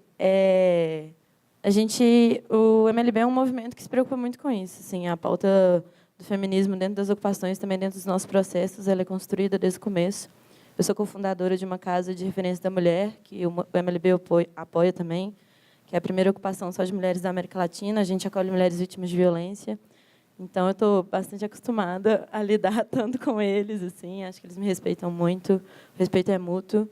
Estou acostumada a estar em mesa de negociação com mais de 20 homens brancos, todos ali prontos para ficar me chamando de menininha o tempo inteiro. Então, acho que a gente chegou bem já vacinado nesse processo, assim, e é tranquilo.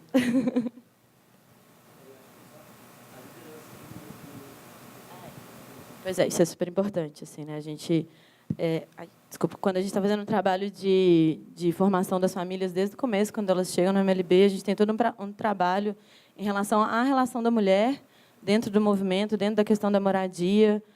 A gente não aceita nenhum tipo de machismo, nenhum tipo de abuso dentro das ocupações. Tem qualquer problema de violência, o cara é expulso, assim, isso não é nunca, jamais, nem passível de diálogo lá dentro. Então, tem toda uma construção com as famílias que a gente reproduz em todas as nossas relações, assim, claro, sempre com autocrítica e tentando melhorar o tempo inteiro.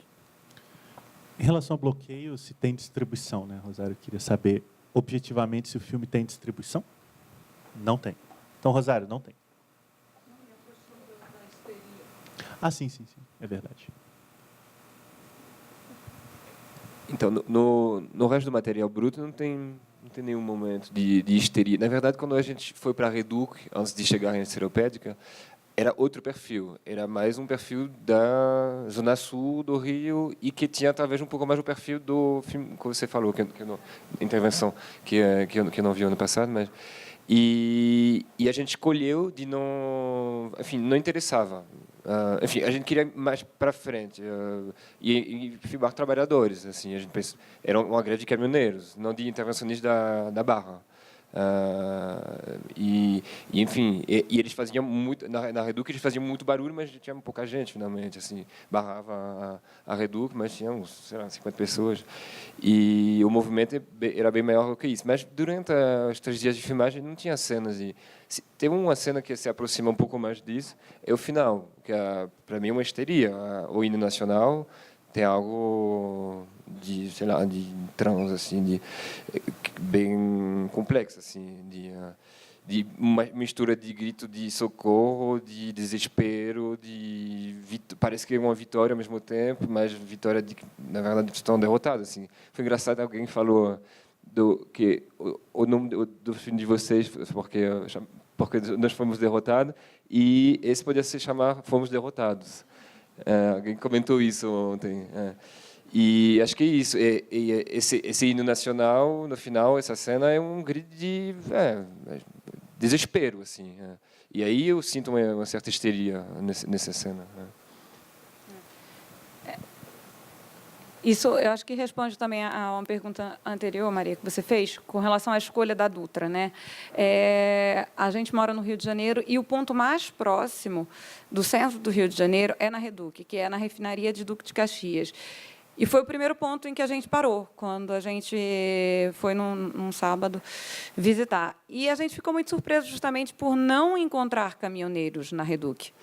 A gente viu principalmente moradores da Barra da Tijuca, de Copacabana, que estão em grupos intervencionistas, e que estavam lá, tinha um paredão lá, estava tocando o Gabriel Pensador, inclusive.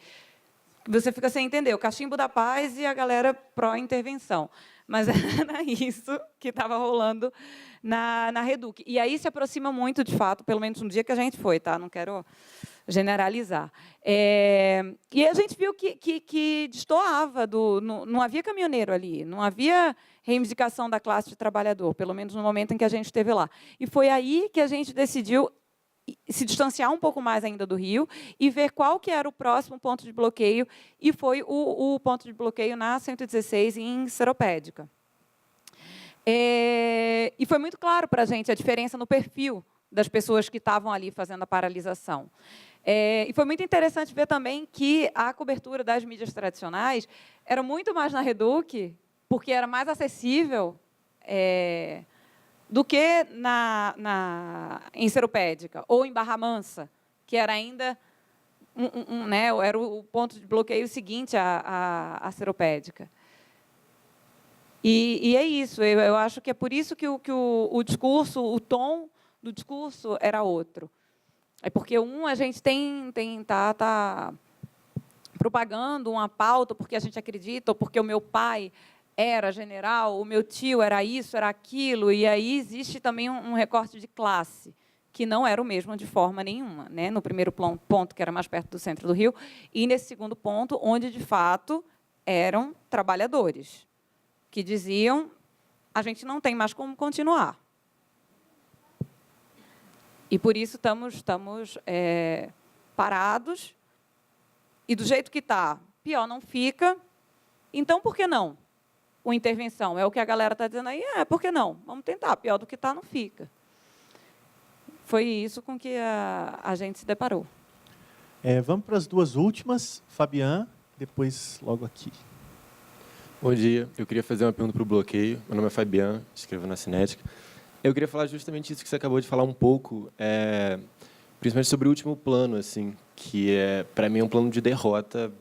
Você não tem como sair do filme derrotado e pessimista, ao mesmo tempo que o plano tem uma certa força, porque se há um tempo atrás a gente tinha um filme muito emblemático, era Juventude em Marcha, ali são conservadores em marcha, vindo em direção a gente.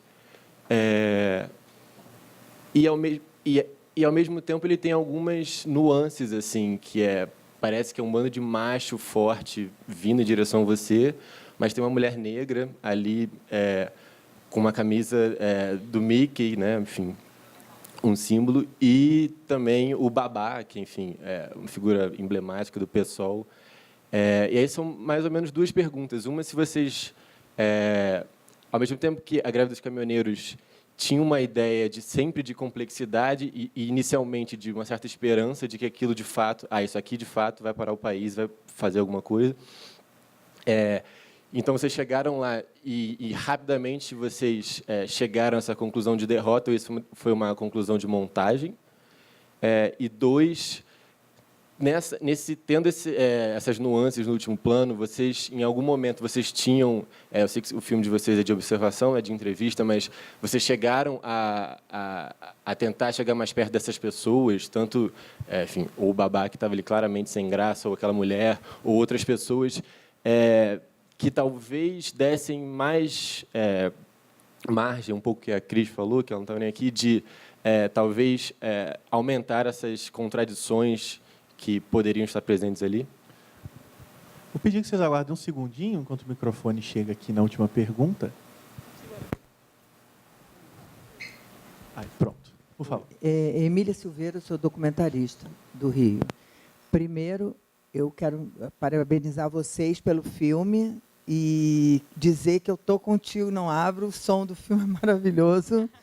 E eu acho que uma coisa funciona na hora que a gente olha o letreiro final e diz assim, caramba, aí eu falei para o meu produtor, meu sócio que estava comigo, falei assim, caramba, presta atenção em quem fez essa finalização de áudio.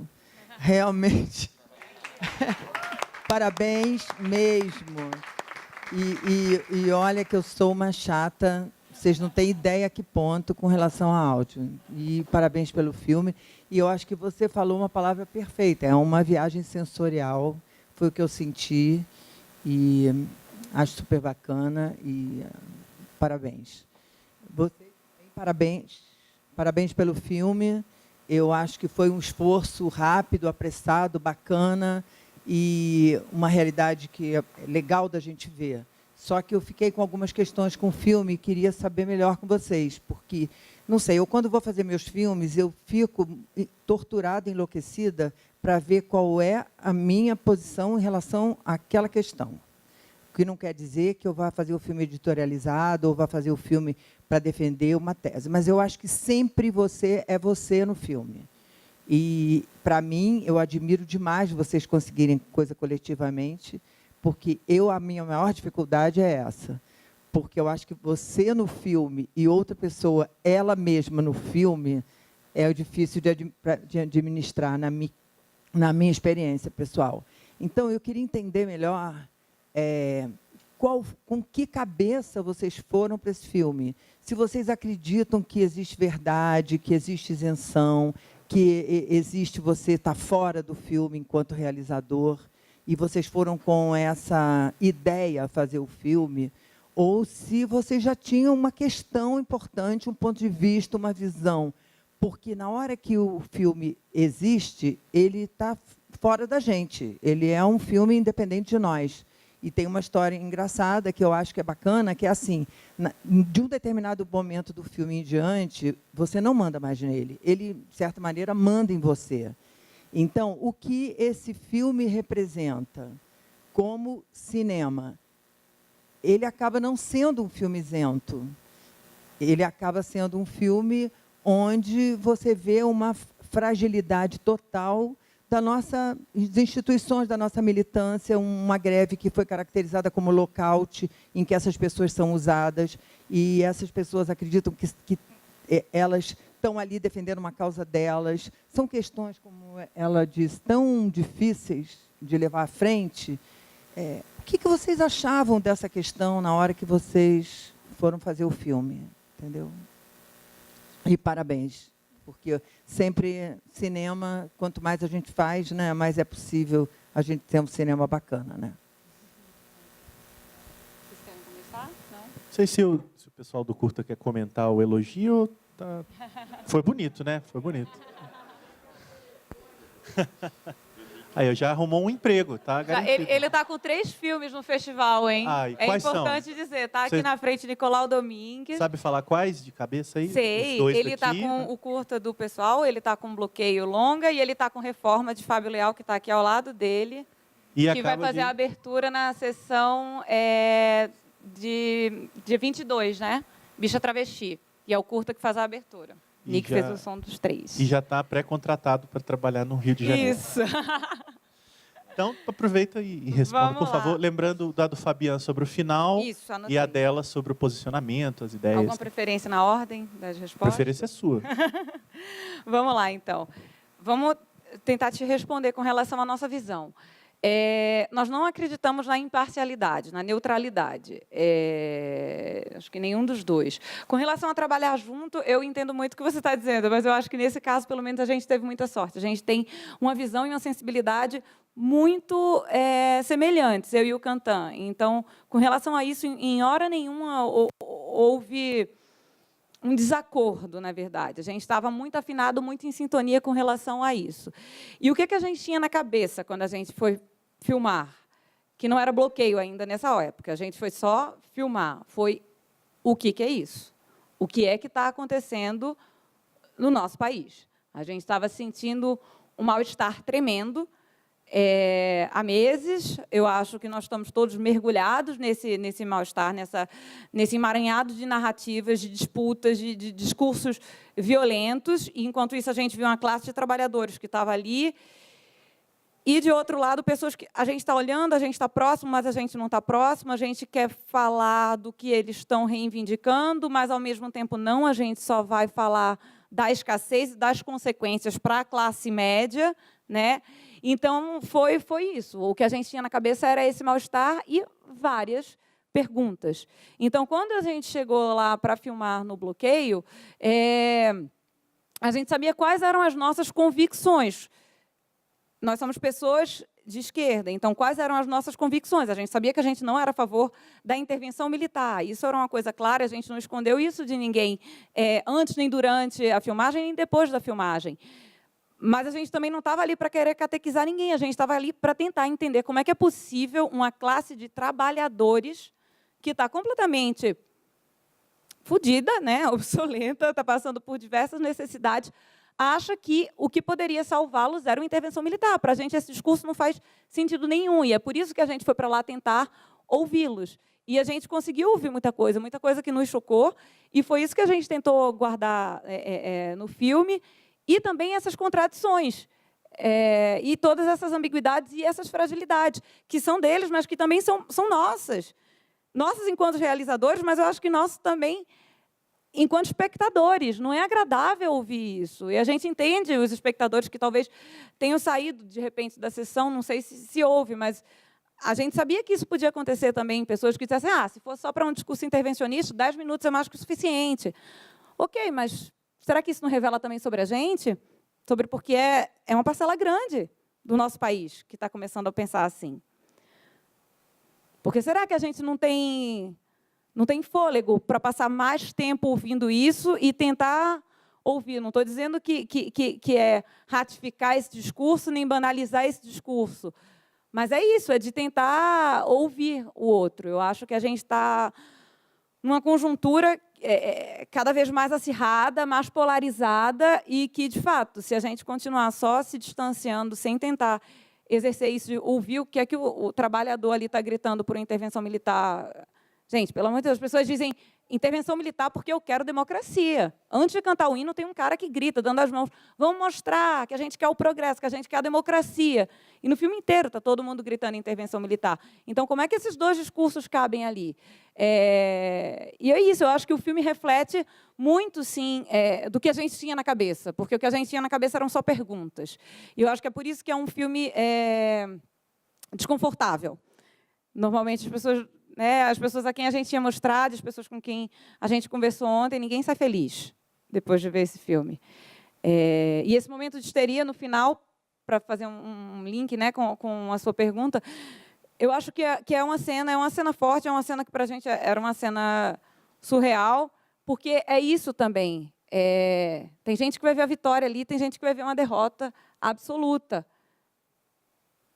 No momento, as pessoas elas querem uma euforia, e aí é isso. Vamos lá, vamos gritar, não sei o quê. E você vê, se você observar, de fato, os rostos das pessoas, nem todo mundo está numa euforia. Tem muito rosto ali que está perdido, que está sem entender. Como assim? O que eu estou fazendo aqui? Por que eu estou cantando isso? Mas eu estou, porque eu estou fazendo parte de um grupo, né? E outra coisa que é muito reveladora, o hino ele é cantado, eu acho que é muito simbólico dessa confusão. Assim. O hino, por exemplo, além de ter o fato de ser uma mulher negra, lá na frente, no meio desse grupo de homens, que está com a camisa do Mickey e um boné rosa, a gente canta uma outra estrofe do hino, em cima da estrofe que está contando. Então, assim, para a gente são símbolos, na verdade, de todo esse momento de histeria coletiva e de confusão, e é isso, esse sentimento de estar perdido em meio a um caos. Mas se a gente não olhar, de fato, para a problemática, para o que está acontecendo, se a gente não questionar todos esses monstros que estão surgindo, eu acho que fica muito difícil a gente mudar a situação. Isso, assim, sobre a escolha de Babá. Babá estava lá, na verdade, ele chegou depois que a gente estava, logo depois que os professores chegaram, ele chegou também, e ele estava ali, estava conversando com as pessoas. Mas a gente estava ali para filmar Os Caminhoneiros, então, para a gente era mais revelador ter um Babá no meio do hino, calado, mas, ao mesmo tempo, ao lado dos trabalhadores, do que estar próximo dele, querendo saber, de repente, o que é que ele estava pensando ali. E a gente não viu, nos momentos que a gente estava filmando, a gente não testemunhou nenhum momento de troca do Babá com os caminhoneiros, como a gente viveu com os professores de Campo Grande, que estavam lá. Claro que, se tivesse havido esse momento, seria muito interessante para a gente poder guardá-lo na montagem, mas a gente realmente não viu. E a mulher, ela aparece também no começo do filme. E a gente descobriu ela meio que no material bruto, depois da montagem. Assim. A gente...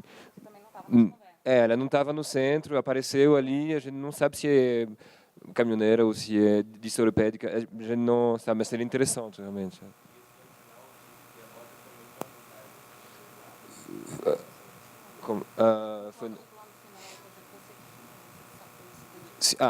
Quando eu filmei esse plano, o plano final, assim, essa histeria, histeria, enfim, a gente não sabia como a gente nem sabia ainda se a gente ia montar, mas se a gente ia fazer um filme, esse ia ser o plano final, assim, e ao mesmo tempo é muito, é uma loucura, porque me comove muito esse plano.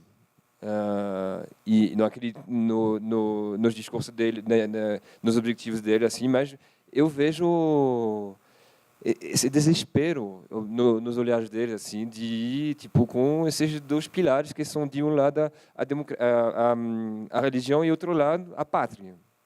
E o único gancho antes disso é descer, tipo, se afundar no buraco. Para eles é isso. E, enfim, não, mesmo. Quando eu filmei, eu pensei na cena de Terra em Transe, de Glauber Rocha, assim, que tem uma cena parecida, assim, enfim, nada a ver, mas é outra, não a mesma referência, mas quando eu filmei isso, eu senti isso. Pô, que loucura, tem um babá ali, tem que personagem, assim, enfim. Pessoal, bom, acho que é isso. Agradeço a presença de todo mundo. Todo mundo aqui, parabéns pelos filmes e pela presença de vocês e até os próximos filmes e debates. Obrigado.